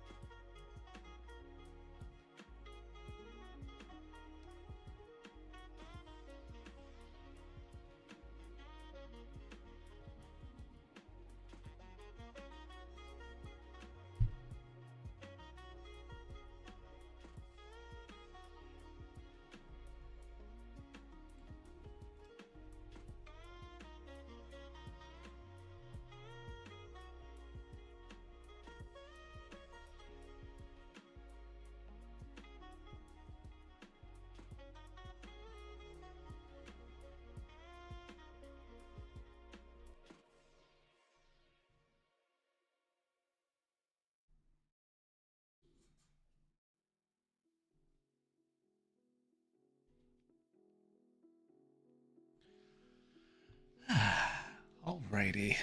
Well, I think we might go ahead and pack it in for today.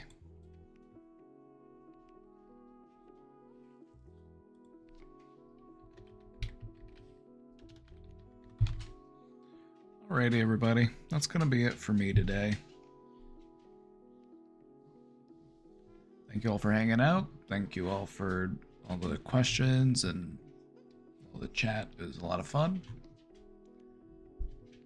Hope you all had a good time. Hope you have a good night. Enjoy your weekend. I'll be back tomorrow for my Saturday stream, so see you next time. Alrighty, everybody. Take care. See y'all soon. Casey and I might do some more co-op today. We might play that game a little bit more. I'm not sure yet, but we'll see. We'll see what happens. Anyway, have a good night, everybody. Stay safe out there. Bye-bye. Your Beaver, you want to say bye-bye? Come here, Beaver. Beaver, come here. Oh my god, it's so heavy. Say bye-bye. Beaver, you're strong. You're a strong boy. Oh, say bye-bye. Bye-bye, Beaver. Oh, oh, oh, oh, oh. Oh, oh, oh, oh, oh, oh.